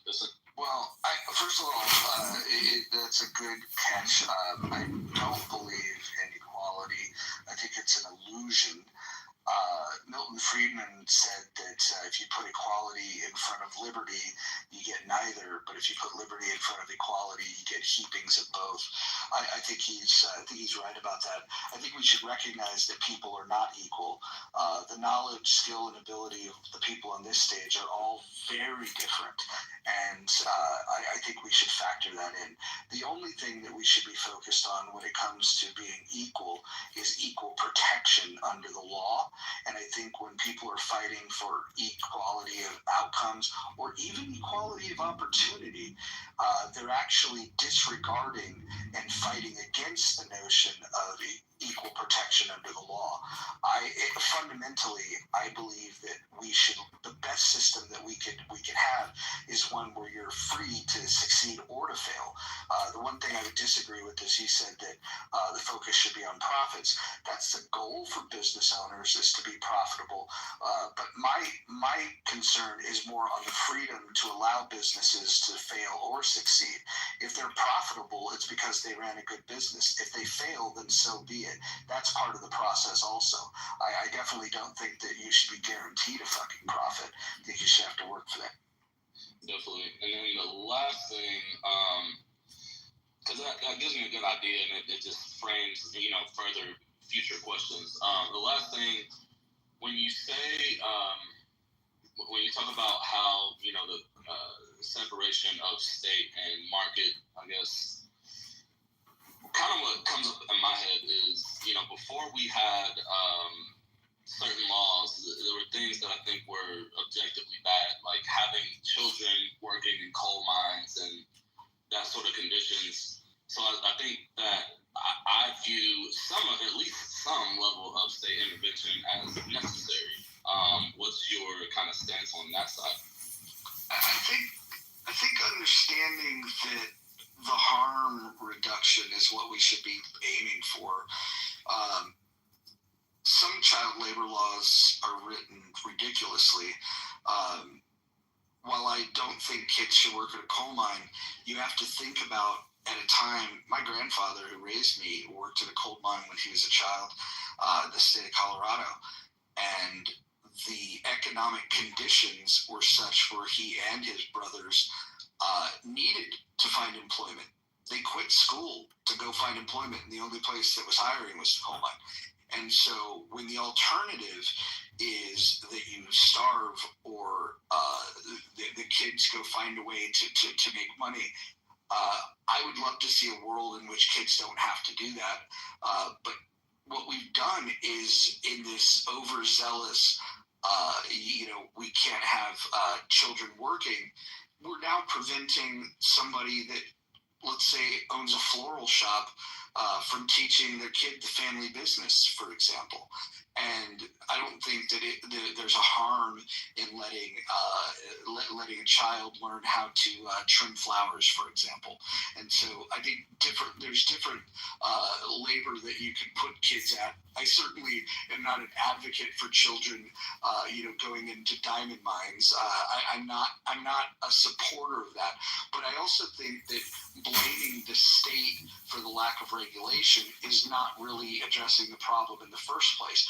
the first thing that I would look to is where were the parents that allowed their kid to go and work in the coal mine, and what were the parents doing? And then if their circumstances was so dire that working in the coal mine was actually going to improve the quality of their life, I think it would be immoral for the government to intervene in that.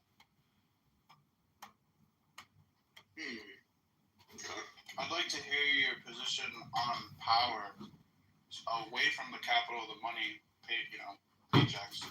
What forces are in play that gives the powerful, say, a business owner to make 400 times what his employee makes with let's say their staff is 10,000. How does that make sense that people just bow down like that? Well, why would we ever want to put a cap on what somebody, in comparison to what they pay? I mean, I can answer that, because when that's kind of the inherent issue is when you have one person or this very small group of people. I'm not talking about small businesses, of course, but if you have a huge corporation, and the CEO is able to basically give themselves kind of whatever, and they're the business is successful. There's nothing stopping them from more equitably sharing those profits that business has made. I think in that sense, it's not that I'm advocating for a cap on what they can make. I'm more so advocating for a cap in the ratio, because the argument that people make is okay, if you're a CEO, you've got all this expertise, you know what it takes to run the business. I totally agree. People have no idea what goes into run, especially a really, really big company. So I'm with that, but is one person working 4,000? Are they 4,000 times working that much harder, 10,000 times harder? I mean, there should be some sort of Well, if somebody builds a business that allows them to hire employees, and employment is a two-way street. I put out a job rec, you apply to it, you come and interview for it. Typically, you'll comb your hair nice, you'll shave, and you'll put on your Sunday best, and you'll say, I want this job, knowing what the pay is. Nobody's asking you to work for nothing. In fact, they're not grabbing people with a net off the street to come work for them. People are coming to that business and saying, that job that you need done and the pay that you offer, I would like that. And so that's a contract. And so when the employees are applying for those jobs, and the prices are set based on the value of the work that gets done. And again, that value is not based on how much profit the business makes. It's based on how easily replaceable you are. If you're a warehouse a worker, or you're a driver, it's not to say that the work that you're doing isn't physically demanding. It just means that there's a lot of people that could do physically demanding work, or that they could drive the vehicle. All they need is a clean driving record, and we can get them to do that. If you can use GPS and you can unload the truck, and you're physically capable of doing that, there is a lot of people that can do that. And just the fact that you have the job doesn't mean that you're entitled to the money that the company makes. Where I think that we would find some common ground, and I think a better thing to look at, is the role that government plays in these businesses. What you guys are asking for, it seems like, and you can correct me if I'm wrong, is some sort of regulation. You talk about ratios between C-level pay and the worker bee pay. I would rather have the government out of that, and I would also like the government to not provide subsidies to these businesses. I would also like to make sure that the taxpayer dollars are not going to bail out failed companies, especially in the banking sector, where when the bank is failing, we do wealth transfer from the taxpayers to the banks, because the banks were in quote-unquote crisis, and then the money that was given to them by the taxpayers, they then used to pay bonuses to the executives. There's definitely some obscene things that go on in corporations. There's no doubt about it. But from my vantage point, all of those obscenities that we see come from the fact that the government has an unhealthy relationship in the business sector. They create regulatory agencies that provide favor to specific companies within certain industries. They deem that some companies are too important to fail. And they invest in them in the beginning, they invest in them in the middle, and even if the business fails, they give them more money. I think all of that should stop. I don't believe that the government should be giving these handouts. What we have today is exactly what Benito Mussolini envisioned in Italy. The idea of corporatism, the unity of government and corporations. So I think that I have a lot of smoke for corporations. I just point it in a different direction. The solution that it seems like you guys are asking for is for the government to get more involved. I'm suggesting that the government should not be. No, that's actually pretty interesting because one of my core issues with capitalism is I've talked to a few people about this, and I don't think I've seen anyone really give me an example or breakdown of how it doesn't lead to corporatism, because naturally what's going to happen is certain companies will outperform others. I'm totally in agreement. We're not equal. Some people are going to do better. That's just a fact, which isn't a problem. But then what ends up happening is once you get to a certain size, then you can start doing things like buying out the competition, or if it's really that dirty of a game, you can kill off the competition, or you can buy politicians. I think that the reason that we have this deep, because I agree. I mean, honestly, a lot of what you said, I don't fundamentally dislike. I don't think anything you said is false. I think we're seeing it different ways, but I agree. There's too much of that, but I think that's intentional. It's as a result of these corporations and kind of super PACs, all that sort of thing.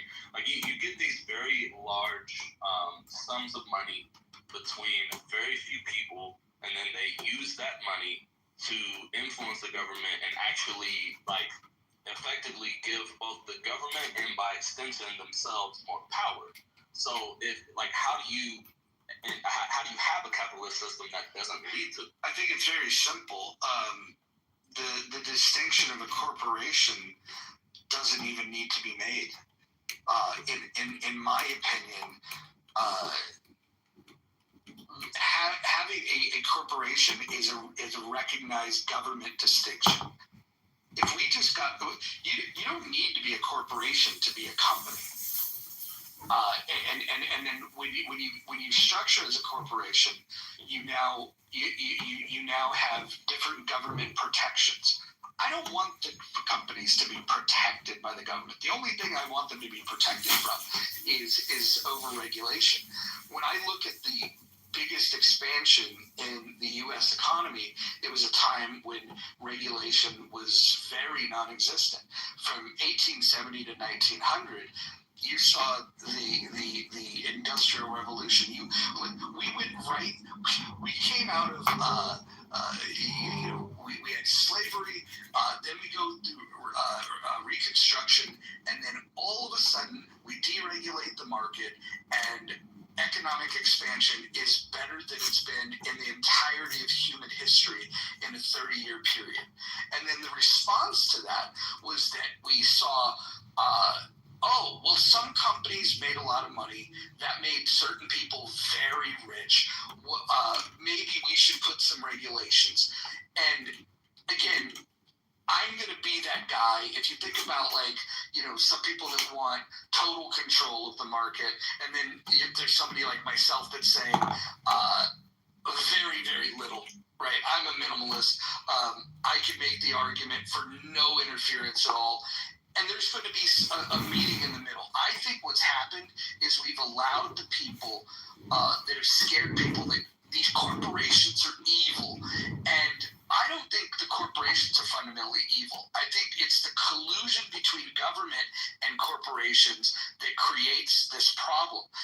I cannot, for the life of me, and I challenge you guys, find one company in the entire history of the United States that became a monopoly in their industry without the assist of the government, without a subsidy or without regulatory favor or without some sort of infusion of cash or government contracts.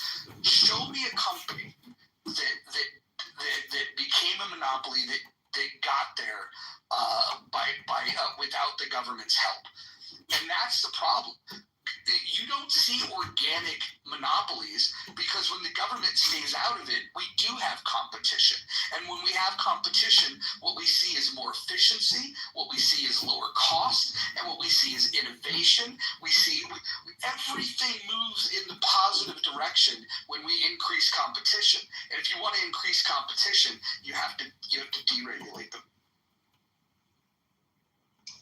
That's definitely an interesting point. I think I'm gonna have to look into that and see, because I definitely get what you're saying, and I can think of some examples as well. And really, I'm forgetting now, because I remember what was it, Ford versus Dodge, that like kind of led to it was like one of the foundational, I guess, legal outcomes that kind of led to the shareholder obligation thing. And I feel like, if I remember, there was even like interference in that whole thing, like where the government kind of effectively helped them in that sense. But anyway, no, that definitely makes sense. I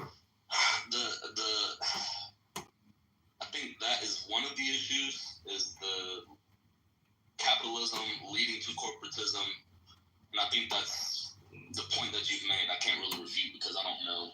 Without looking that up, I'd have to do some diving. But there's also the extraction. The other thing I wanted to touch on, and I think who was this MGK that was saying like, oh, okay, they do, bring 4,000 or 40,000 times more or whatever. I think this is where I guess me and the right fundamentally diverge, is because I don't think that that's possible. I do think that a person can probably, be 10 times better or 20 or maybe even 30 times. It can be some obscene number. Like if I was to play against LeBron James and you were to quantify how much better he is than me, I'm sure he's fucking 30, 40, 50 times better than me at fucking basketball. But could LeBron James beat 4,000 of me at basketball? Like, no, I don't give a fuck. He's fucking LeBron James, but like there's 4,000 of me. My point is there gets to be a point where it's unrealistic to say that, just any ratio possible is quote-unquote fair. Because in order for that person to generate that much, even if they're doing everything right, even if they're a fucking great CEO and they're handling shit and they're a fucking genius, in order for that business to run, they are still utilizing the labor of other people. And I get what you're saying. Here's the issue, right? If the government stayed out of this, imagine the government stayed out of this.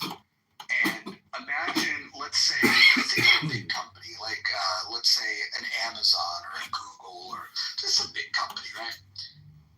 If a company was not paying their employees enough, right? In a truly free market where we don't overregulate, if one company was just crushing it, the employees could go to work for a competitor. And if a competitor was, let's say, in second place, let's say there's a market where there's 4 players, right? Say there's 4 major players that could do a particular product or service, right? Like, that could realistically hit scale and do this. Let's say there's 4 players. If one was kicking everybody's ass, but was abusing their employees by not having the right work conditions, not paying them well enough, and the employees were upset about this, their competitors could go and find the most talented people amongst those employees and recruit them and pay them more and give them better benefits and better conditions. And by having the better people, you would innovate faster, you would make better products, you would be able to increase the value of what you're offering in the marketplace.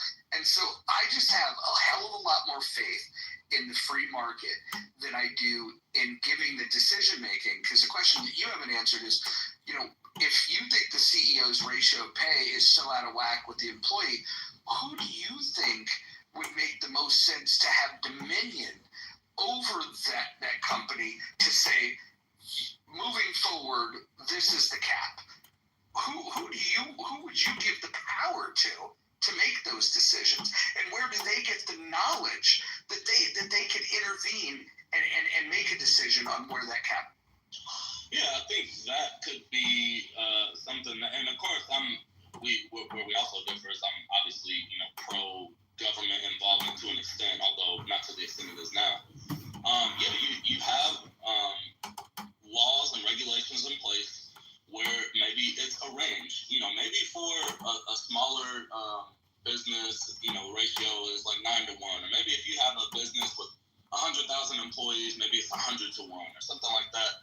And we can have we have economists, we have people that are way smarter than anybody in this room probably, that know all kinds of shit that can be utilized to help inform these decisions so that the collective can make an informed decision. So Dwight, why do you think it's important to compare the pay of these distinctly different jobs?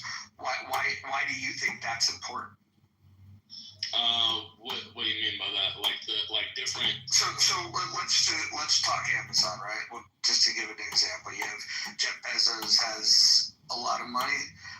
Amazon does a ton of different things. Started off very innocently enough as a online bookstore, for those that remember. And now they provide web services. They're hyperscaler that businesses build upon. And then they also have Prime Video. They also have a delivery service. Small business owners can use their platform to sell their products. Amazon also sells their own garbage. They do a lot of things. Which worker at Amazon do you think deserves a salary that is 1/9 of Jeff Bezos? Like during the early times or now? Now. Do you think that there's that warehouse work at Amazon should be more highly compensated than warehouse work, let's say, at some wholesale glass manufacturer for automobiles? Well, yeah. If the company is worth a certain amount, like I don't see the reason why you couldn't have it where there's and maybe for this example, we go with what you suggest, which is no minimum wage. But let's say even if there is, let's say there's a minimum amount that you have to pay people because, whatever, regulation or law, whatever. Okay, if you're at Amazon and, the company is worth XYZ amount, well, the amount that the workers are able to be compensated can be scaled. And there's a lot of different ways you can achieve that. It doesn't necessarily have to be like a ratio of, worker to CEO. It could be Dwight, what about the incentive structure for the employees? If you had a job, let's say as an entry-level warehouse worker in an Amazon warehouse, rather than soliciting that the government get involved and even out these ratios and take some of Bezos' pay and give it to the warehouse workers, what about the obtaining new skills and working in that warehouse? You go from lifting boxes to getting certified to drive the forklift, which is going to get you an increase in pay. You stick around, you get your cost of living adjustment. Maybe you're such a hard worker that they recognize you and they make you a shift supervisor. Eventually, you might even be managing the entire warehouse. I would recommend that any worker always look at how do I increase my value to the company I'm working for, or improve my knowledge, skills, and ability to make myself more marketable to another company that might pay me better, rather than thinking, I don't think I make enough money, it's unfair that guy has money, maybe if the government got involved, I would have it better off. I think that you have far more control, and it's a much better system where you create incentives where the person that builds the best mousetrap and markets the mousetrap the best and sells the most mousetraps makes the most money. And the people that are helping him to manufacture it, to sell it, to distribute it, all of those things, they're going to get paid accordingly for the knowledge, skills, and ability they have. And so the incentive that you have is to just obtain the most marketable skills, the skills that pay the best. Yeah, that was so if you want to make Jeff Bezos money, then what I would suggest is that you go and innovate something and start a business and scale it the way that Jeff Bezos. Yeah, no, that would still apply. Like, your pay would be based on your value to the company still. It just wouldn't be such a vast difference where you can have, one or two people taking such a high percentage of so many people's labor, paying them. Why do you care? Because to me, that would make more sense as far as one, an equitable society, two. But hold on, who said an equitable society is fair? The whole notion of equality is unfair. If you want people to be treated equal, in order to do that, you have to put your hand on the scale. How is that fair to the business owner? Right, and that's why I say equitable, not equal, because I agree. Like, equality is just not achievable. I don't think, even if we want to. Really quickly, I want to ask you. Actually, I'm not even going to ask a question. I'm just going to make a statement.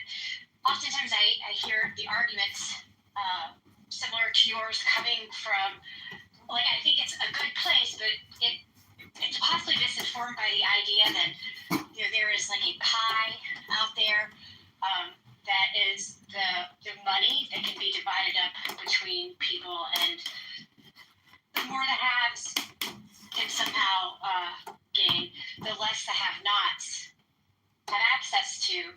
But it's not the case. It's just not the case at all. The pie can be made larger and larger, and oftentimes, not always, but oftentimes, the compensation you're talking about, and that, like, you're skeptical of, which again, I understand if you're looking at it as a fixed, amount of resources. But what you have is a Jeff Bezos type who actually makes the pie so much bigger. And if under those circumstances, I'm just curious, but again, I'm not going to ask if that would change the way that you see this at all. Like, perceiving that income as a resource is not limited to one pool that can never grow or shrink. It's actually quite the opposite. Shrinking would be devastating, and so having these decisions in the wrong hands would have some really terrible outcomes. You're already skeptical of government interference in the way that impacts our markets and how these corporations operate. And so I'm just curious, thinking about that pie shrinking, since it is not fixed, and knowing that government influence can have negative impacts on it, why you would want more, because you've already agreed that yes, you appreciate regulation, but you don't like some of the outcomes of it, and see if in fact Jeff Bezos type or someone in a position like that can actually make the pie much bigger, so that there is actually more pie to go around. How it shifts your calculus. Again, you don't have to answer it. It's more of like a thought experiment. Yeah, because I feel like you're coming from a fixed pie place. I definitely don't view it as fixed, and in fact, so basically, like, if the Federal Reserve, right, wants to increase the amount of money in circulation, they do. I forget the exact price. Like, this is stuff like I am familiar with, but I don't. Hold on. That's not. So we're talking. Familiar enough with it. But hold on, just a second. Hold on. Before you start doing this, like, I don't want you to bring the Federal Reserve into it, because we're talking about. Like, if we just keep using Jeff Bezos, we're talking about an individual who innovates into a market, which was, for it was book selling, and I remember being so excited because I was able to spend much less on books in college at the time. Anyway, we're talking about someone who is actually providing a good or service that people need, and that's what needs the income that can eventually go around as it is today. We're not talking about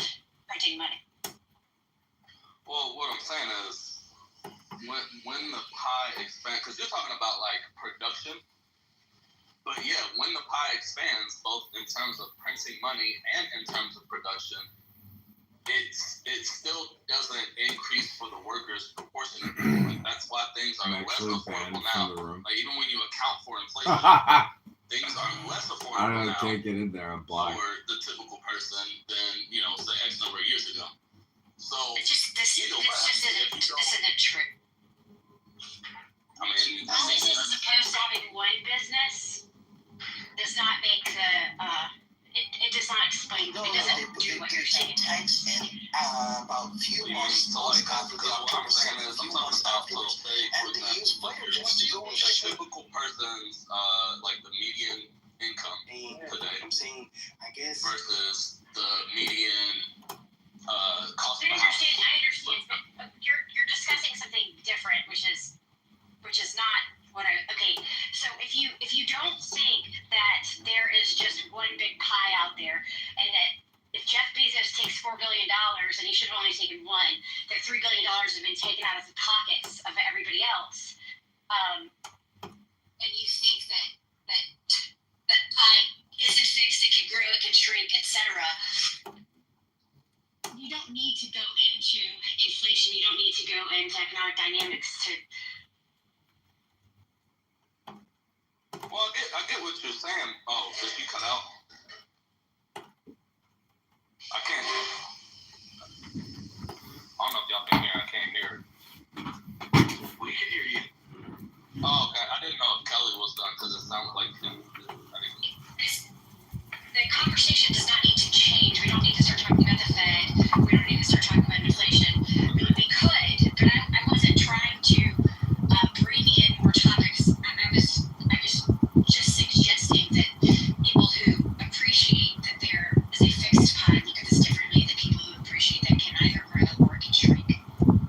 Right. No, I agree on that. I wasn't trying to necessarily go off on a tangent. I was just saying I agree with you on that point. I'm just saying when the pie grows, and even in the way that you're discussing, it still is the same thing. It still is basically just disproportionately benefiting the few as opposed to the many.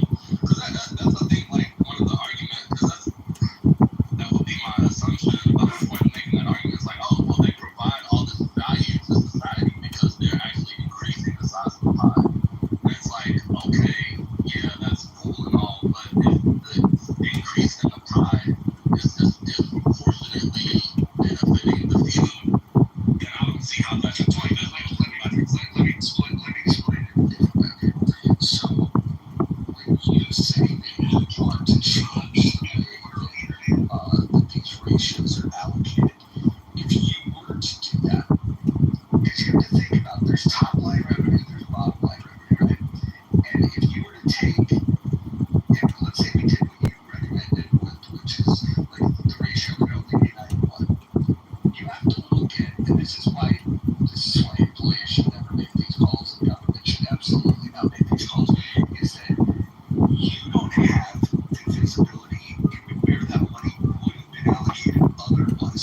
Under the current system, they allocate money towards research and development of new products, to optimize and reduce the expense for the current products that they sell, to make the company even more profitable, and to be able to expand the business, which creates more jobs, which actually benefits the economy. By creating jobs, they're doing their part. When you make this demand, you're essentially going to impact the business in a way that makes it less competitive, because they now have to spend the money on higher labor costs, so they're not going to have the same R&D. They're not going to be able to innovate in the same way that they would otherwise by allocating these dollars.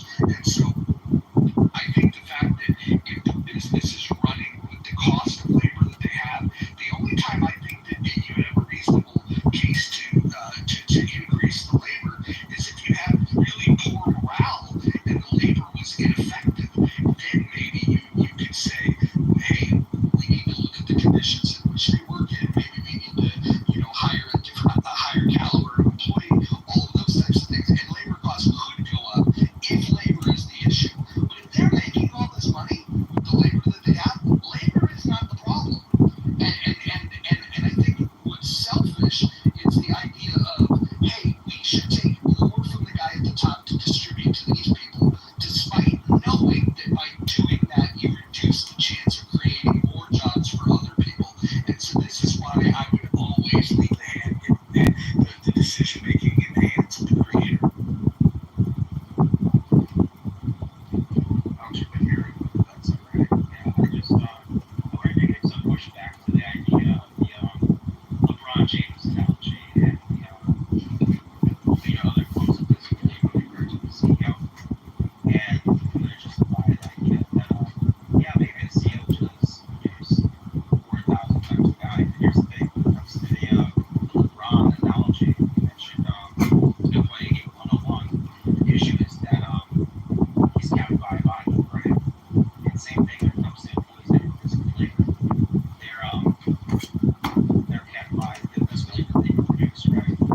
The issue, and here's why I think it doesn't make any sense to compare them, is because I think it's two different planes of value. Meaning, physical labor is really dependent mostly on effort, right? But when it comes to the CEO, they're not necessarily doing physical labor, and they don't really get paid for that. But it's more like they get paid for the impact of their decisions and how they leverage that over massive multi national organizations, right? So it's kind of unfair to how can I put it, compare how much a CEO is making to an employee when the reason why they're getting paid are very different reasons. And it's like, look, maybe it's not that the CEO is doing 4 times the labor, but just the fact that their decisions sort of affect thousands of employees, the millions. Well, it's bigger than that, and I just want to insert this, and you please continue. I would make the argument that Jeff Bezos is 1.5 million times more valuable than each one of his employees because he has created jobs for 1.5 million people, whereas the people that are working for him have created no jobs. And so the mere fact that he's employed 1.5 million people, yes, he's absolutely worth more money than any of the people that work. I totally agree. When you think about a business, it's sort of like the centralization of value. You're giving value to the customer, to the employees that you're hiring. Maybe you're giving them benefits, way to feed their family. You're giving value to the shareholder, and you're giving value so much to the point that it's the value that you're giving and people wanting that value over their own dollars is what creates the large sum of money that CEOs get paid. So it's sort of like they get paid so much because they provide so much value, and then the second they stop providing that value, then we get to put it somewhere else. So I think in that sense, it's sort of like, and this is why I said fair in chat before, which is like, look, this seems like if everybody is sort of like someone was describing it, increasing the slice of the pie so more people can get the slice of the pie, and theirs is bigger despite everyone still getting a slice of the pie, and everyone agreed to the roles that they're in, right? They're all doing this through voluntary participation. It seems like that seems pretty fair to me, and it's like, look, if everyone agreed to the income that they're making at this job, it's like I feel kind of weird being the person sort of stepping in between someone and sort of getting in between a salary that they agree to with their own volition and things like that. So it seems to me that that it's totally fair that the CEO gets paid more, and I think that it's justified in the value that they provide because it's just their decisions are just affecting a lot more people, billions of capital, whereas an employee, even though look, they're doing a really useful job, right? But it's like the impact of their labor, depending on a job, really, it's sort of it's just not as big as a single decision that a CEO can make that affects billions of capital. Also, too, like when you look at this, the accountability factor, like which everybody's just not bringing up. I'm gonna go back because I know somebody in my life that really loved Pottery Barn, or not Pottery. It was Pier 1 Imports, whatever that fucking company. It wasn't a man. It wasn't a man, baby. Go ahead. I know. But this person, I really loved me, and I loved her. But she loved Pier 1. Pier 1 went out of business. And the overall issue was that they couldn't compete. They couldn't develop. And everybody was screaming about the jobs. Everybody was upset because this institution was going away. They called it a must save. And they blamed who? The board, the CEO. Everybody in leadership. Not one employee took accountability. There wasn't an employee up there going, you know what, I failed Pier 1 because I couldn't sell enough items. I couldn't keep us in the black. I couldn't keep us moving. You never hear that from employees. And this like delusion of grandeur that you're somehow bigger than the other parts that are needed to run through. Someone has to steer the ship. Someone has to give the commands. And someone has to take the accountability. But it just seems like, and whenever I hear these equity, Jeff Bezos should be making, what was it, 9 times, or the employee should be making, 1/9 of his salary or something like that. Which and I believe the pushback was 100 times. CEO should be making 100 times. Okay, so out there. But you should actually look up what Jeff Bezos' salary is from Amazon. I believe it's like $85,000-$90,000. I think they pay him $1.5 million for security through Amazon to make sure he's not killed or knocked off or somebody buying that. Yeah, but that's not how he makes money. He makes money through shares. Yeah, he makes money through his shares. He makes all of it through his investments in building the brands and doing all of that. That creates those jobs, like Roger said, and what Kelly was going to. I never hear the employees on the lower rung, like a Starbucks worker, going, I'm accountable because Starbucks had a bad quarter. It's my fault because I couldn't sell a pumpkin spice latte to some fucking princess driving an SUV. You never hear that. You never, it's really weird to me that workers will never take accountability, but they want all the perks. And they'll never put forth the amount of effort, energy, and have a vision to actually propel it ahead, which is why you'll have 1 in 1,000 rise to the top. They'll become a leader. They'll become a manager, supervisor, director, or whatever. They'll always rise up because those are the ones that are willing to take the accountability, the responsibility, steer it in a direction, and keep pushing and keep driving. While the rest I'm going to be honest, a lot of workers are just not there. I would not give $1 billion to a fucking fry cook at McDonald's because the McDonald's CEO makes a fucking fortune. It wouldn't make sense in this world. How you would ever computate that, I don't know. Well, again, go ahead. I just go back to the question of there's two fundamental questions. One, why would we want to externally, enforce any type of cap on what somebody can earn? I wouldn't want to put a cap on what the CEO could pay an employee if they choose to, and I don't understand why we would want to institute a cap on the CEO, which, by the way, CEOs don't decide what their own pay is. That's decided by the board anyway. So,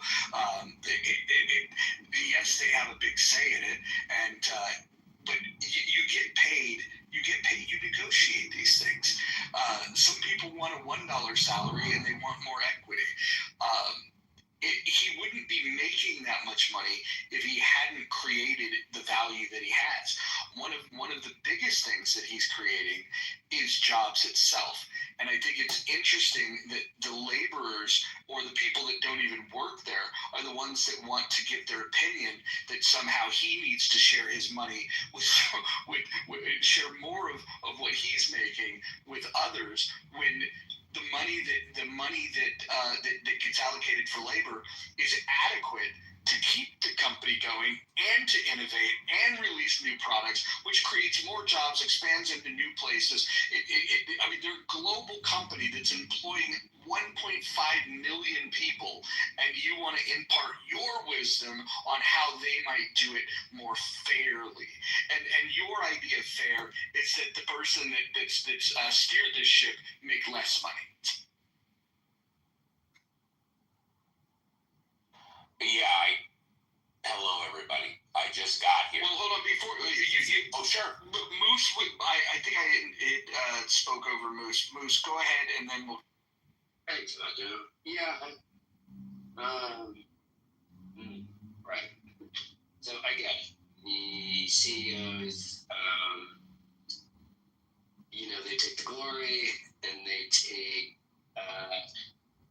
the brunt of the, if it's a failure, it's on the CEO, right? They have to answer to the board, holders, and all that. But so like with Brad's example, though, of tier one, when you're saying that, well, where were the employees to help out tier one? I mean, I'm going to guess that the average, let's say 20-something, even college students, single mom, whatever the demographic is that work at the stores, has absolutely no idea of the magic behind the corporate curtain.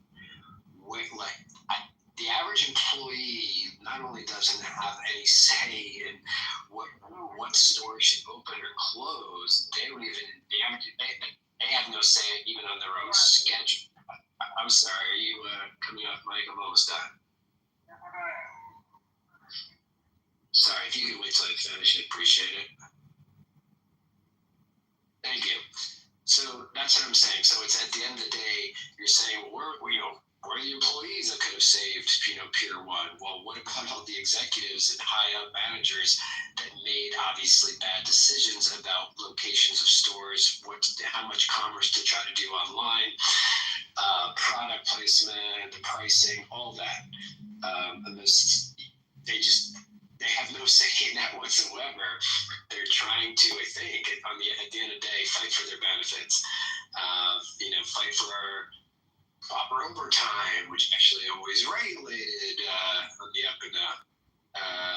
So I think I hear you. Like, yes, a lot of CEOs, deserve the credit for their success. However, I don't know that the employees can really be put. I don't think it's one size fits all. I think, generally the way it goes, if morale is in the toilet, it will slowly be reflected on the front line with customer service, right? And then the worse the customer service is, people start going elsewhere. Employees who do feel empowered by their executives, who do feel empowered by the managers on the floor, will again have the reverse effect. Folks will be coming in more. You get that repeat business. You have to empower your employees at some point. I'm not saying you have to give them every little thing they want, but come to the table and be fair. Yeah, so real quick, I just want to insert this, and I know Steve's got to jump in too, and then you can go, Brad. But just real quickly, I agree that if there is an issue with employee morale and productivity, you should do some honest inspecting of what you can do that would improve the morale, the productivity, all of those things. And sometimes pay, sometimes benefits, sometimes it's just the environment, sometimes it's the culture and the way that you treat the employees. There's a lot of things that you could do, and I think good companies do work on that. Some companies, though, have a problem where they've got so many applicants that they have a culture where they'll treat their employees like shit, because if the person quits, they've got 100,000 people that want to take the job. But the reason why you don't want to overcorrect and fix that problem is because you have to remember, if there's a lot of applicants for that job is easy to find people to do. And so I don't advocate for treating those people like shit. In fact, I would advocate for enabling them to feel as good as they can about the job that they have, so they can be as productive as they can for you. But the question still comes down to who should make that decision. And I wish that this app had a polling feature where we could ask the people in the chat and on the stage, do you think the government should decide these things? Do you think the company should decide these things? Do you think the employees that are in question should decide these things? Or do you think it's a combination of these things? My answer would be clear on that, but I'd be interested if you guys want to engage in the chat on this of who you think should make that decision. And I know Steve wants to jump in, and then Brad wants to go, and I'm sure Moose wants to reply to what's being said. So let's go Steve, Brad, and then back. Thank you. Hello, everybody. Firstly, Starbucks was mentioned briefly on Starbucks. they arguably have a CBA, a collective bargaining agreement. I think their average barista gets $30 an hour, plus PTO, paid time off. They also get benefits up the gazoo, and that's just for pouring coffee, $30 an hour. As far as Jeff Bezos, as we all know, he started the company in his fucking garage with his wife, and as Roger correctly said, he now employs or has over 1.5 million people working for him. So how much should he be entitled to? I agree with Roger that I don't think people should have a limit put on their value. People are paid what they are worth. He employs 1.5 million people. Well, let's cut it down by 90%. Let's give him 150,000% more than you know what? Let's bring it down 99%. He employs 1.5 million people. Let's give him 15,000 times what everybody else makes. But is that unfair based on those numbers? I also wanted to land with this. I know that Costco managers make anywhere between 100 and 150 grand a year, plus benefits, plus stock options. Costco employees. Steve, can I just insert this? Sure. Costco also has an industry-leading 7% employee match on their 401k. Absolutely. And for those of you that have the option of a 401k match and you're not putting in at least the amount of the match, you are a financial idiot. If your company offers a match, and mine does, you're throwing away 100% investment on your money, tax-free, if you don't put up the match. But back to Costco. Costco managers make anywhere from between 100 and 180 grand a year, plus the match, plus stock options, plus benefits up the gazoo. Their employees are entitled to profit sharing and benefits, and I believe they make like $25-30 an hour. So are the managers not entitled to make more than twice as much as the people that they're responsible for? Oh, they also get bonus for their manager location depending on the profits. I believe people are paid their worth. I do not believe anybody is underpaid or overpaid their worth, because if you're underpaid, go get another job at what you are paid. And Roger, thank you. Yeah, I want to just add something to the Costco thing because it's an interesting study. They have a culture where they almost exclusively promote from within. It is very difficult to get into their leadership ranks without being an entry-level employee. Almost everybody gets promoted from within, which makes the culture very strong because you don't have to worry about working really hard and some outsider comes in, and because they went to the right school or know the right person, they're going to get that job. There's still going to be some nepotism within the ecosystem of the store itself, but they also have a relationship with their customers. So they treat their employees right. That's number one. The customers, since 1985, they've been offering a hot dog and a soda for $1.50. Now, I don't necessarily know the health impact of what they're doing to their customers, but financially, they've kept that at a loss for a long time, and they're going to continue to do that. In fact, when the former CEO left, he made a joke about if they raised the price of the hot dog and the soda, he would kill the new CEO. And so, they are dedicated to the relationship they have with their customers, and they have a culture of taking care of their employees, promoting from within, all of those types of things. And I don't think it's a secret to anyone, but most retail is so adversely affected by online shopping. But if you go to Costco any day of the week, that parking lot is fucking full. I don't care what Costco it is, anywhere in the country. They are doing something right with their employees. They're doing something right for their shareholders. I don't know if you've seen what their stock has done over the years. Everybody benefits because I think Costco is one of the best examples. U.S. history of a company with alignment between, protecting the value for shareholders, protecting the value for employees, protecting the value for customers. I think that's a model that other companies should follow. But if you look at all the companies that don't do that have come and gone over the years, I think it's an excellent example for us to look at of why it's good to take care of your customers and your employees. And before Brad goes very quickly, another example is Trader Joe's. Now, I know nothing about the stock end of Trader Joe's, but I know that most employees of Trader Joe's are happy. Most customers like me of Trader Joe's are happy. They do not have a CBA with a union. All of their employees are non-union, and they hire from mostly, like Roger said with Costco, they hire from within. Trader Joe's is another good example. So I was just going to go back to Moose's point when he was talking about Pier 1, and I wanted to bring up another example. It was Antiocho, whatever. He was the CEO of Blockbuster, and he was the CEO before Keys took over and basically ran it into the ground.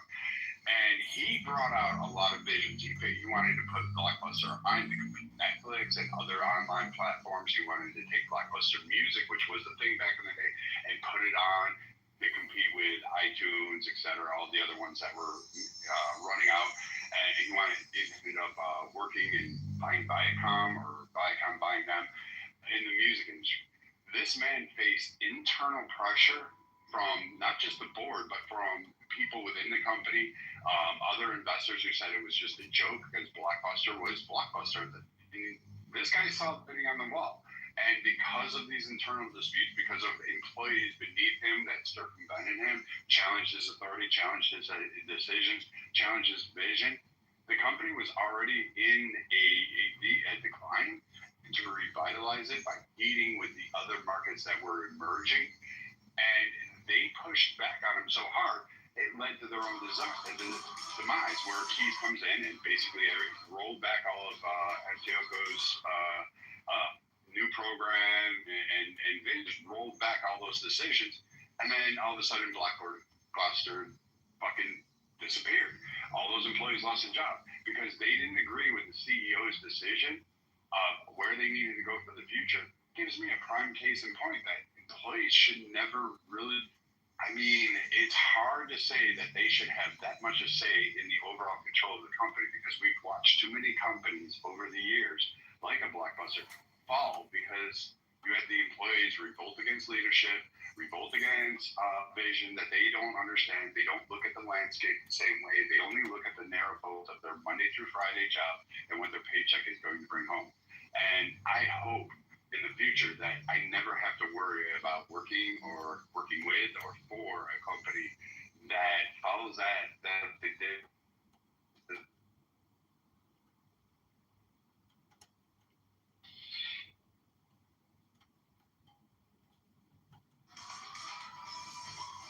Matrix, drop out Matrix.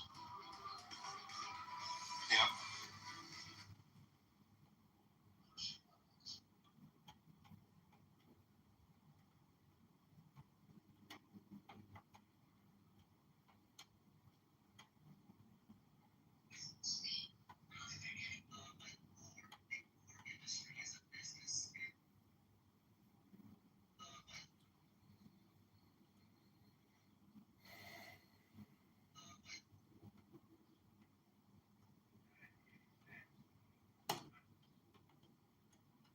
As Pink Floyd once asked the eternal question, is there anybody out there?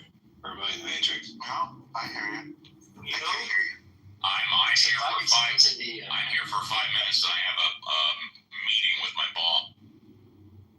Gotcha. Steve, I was curious, before you run, before you have to go to your meeting, and I don't know, the hourly rate, because all I could find for Starbucks was $15, $16 an hour with $19 for like a shift manager. I was wondering if the $30 an hour rate that you mentioned earlier, does that include stock? Well, tell you what, I guess I better do some heavy lifting. Don't stop talking, but I'll be back in No worries, but to the question in the room, the room title, will say, indubitably, I don't know who I'm guessing, who are the guys, Paul and Rohan, I guess, that started this app. I've read multiple articles. I think, others have too, that they, during the pandemic was their golden, they had the golden goose. They had a captive audience, brilliant idea. Didn't really have competition at that time. And I think they were valued at least $1 billion at one point during the pandemic. The owners passed. They figured it would just, what could possibly go wrong? It can only go up from here. So now we see them kind of doing different things. I think symptoms of a ship in trouble is just throwing paint at the wall. Kind of how they did with changing the hallway dramatically, changing, I think, moderation powers. And of course, the biggest one that we've all seen is this weird monthly subscription, albeit $5, right? God knows we've all spent $5 a month on far worse things. But what are we getting? So to me as a consumer,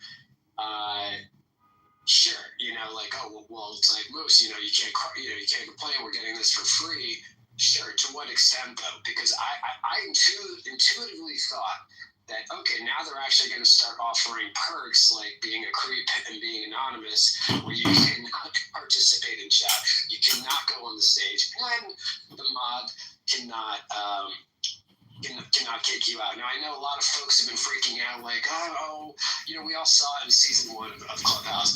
Capital letters, regardless of what your political affiliation was, everyone had in their profile, I do not consent to being recorded. Well, you actually do. The T's and C's on this app, I think, Roger, you were talking about this last night. We've all consented. Like, I couldn't possibly imagine anything I say on Clubhouse to come back, if I'm going to run for a political office and my opponent is going to mudsling me with, Moots, you were talking about Starbucks salaries and, we got a clip right here. Like, I don't know why people would really care what you're being, unless you're saying like some really far, crazy, extremely racist stuff, or obviously anything related to pedophilia that you might be involved with. Obviously, right, the obvious things that nobody should be saying out loud in general, let alone on an app. But for me, intuitively, I don't care if you're charging $1 a month or $100 a month. If you are now charging your customers, that means your expectation of your customers and your consumers has gone up, obviously, which means intuitively on the balance of that, our expectations of the plethora of bugs on this app need to be addressed. I'm sure many of you, I don't think it's just a droid thing. The fact that you still have like that little indicator that you have new messages, and I know first world problems, but the fact that we still have an indicator of you have new messages when you don't, the fact that you can delete some back channel messages, but others you cannot, and for some reason you can delete some, and for some reason you can unsubscribe from other chats, is absolutely wild to me. I honestly think a high school coder with basic coding and engineer skills could fix these bugs. So I'm going to have to point the problems to those. Again, I'm not saying those two individuals, but whomever they have empowered to address these sort of bugs. Apparently, they're not high on their priority, but I absolutely have no problem with people reporting me. I know everyone's up in arms, people freaking out. Oh, no, this Anon person is streaming us on YouTube. Great.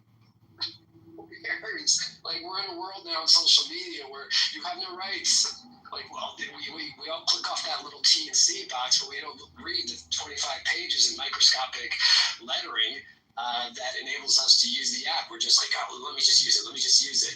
So anyway, I don't know if anyone else has a similar frustration of, like, for example, the new message indicator. Well, Moose, I wanted to get back to you. I'm sorry to interrupt. So, Moose, I was wrong. You were actually correct. I put it in the group chat. It appears that the average wage of Starbucks is $16 to $19 an hour, but if you include all the paid time off, you include the option to be paid for your schooling and education and all the other benefits, they say it averages out to about $30 an hour, but the average pay is 16 to 19.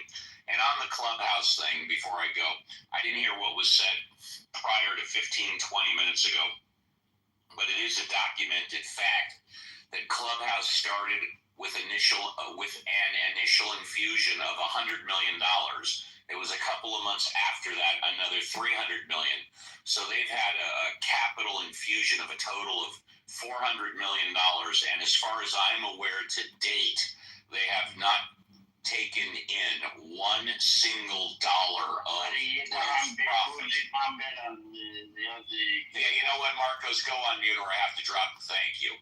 As far as I'm aware, Clubhouse has not declared one single dollar of gross profit, but they did start out with $100 million and then another $300 million for a total of $400 million.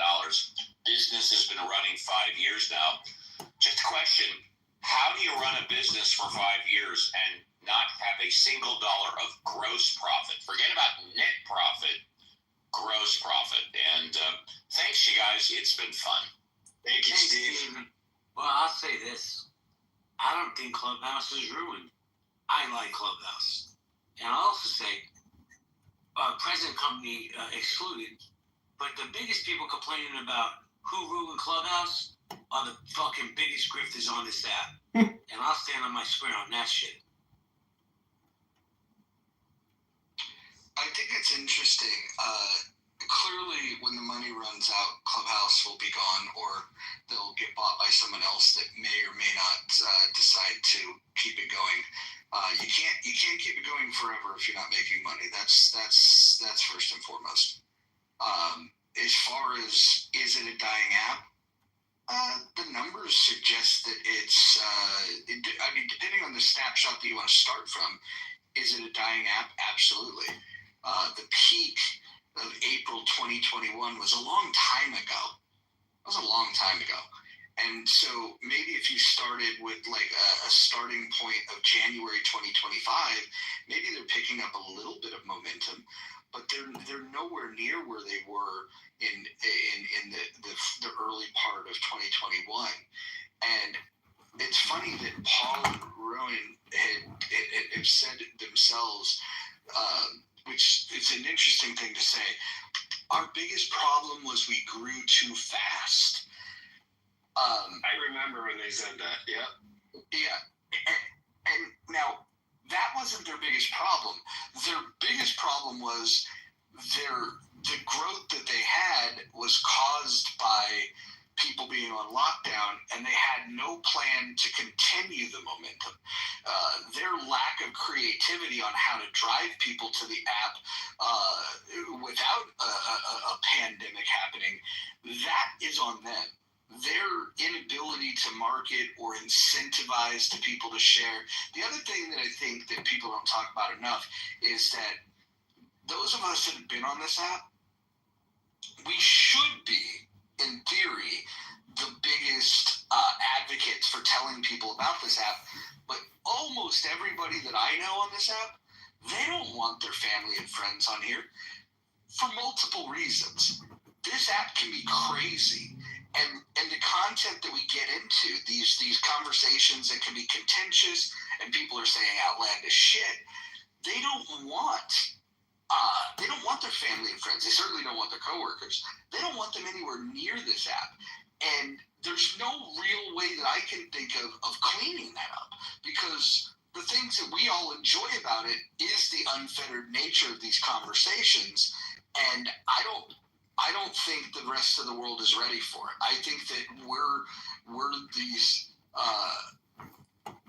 we have this weird obsession with these unfettered conversations. Most people would be too shocked; they wouldn't be able to handle it, and that's why a lot of people left. And it's why celebrities will never come back. When you have guys that comedians should be quick-witted and be able to respond to people and deal with hecklers and whatnot. Kevin Hart, one of the most most successful comedians of all time, he got packed up on a Clubhouse stage.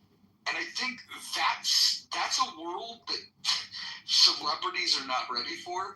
And if you were the manager of a celebrity and you knew stories about what happened to Brett Weinstein, what happened to Kevin Hart, you would probably demand of the people that you manage, don't go anywhere near that fucking app.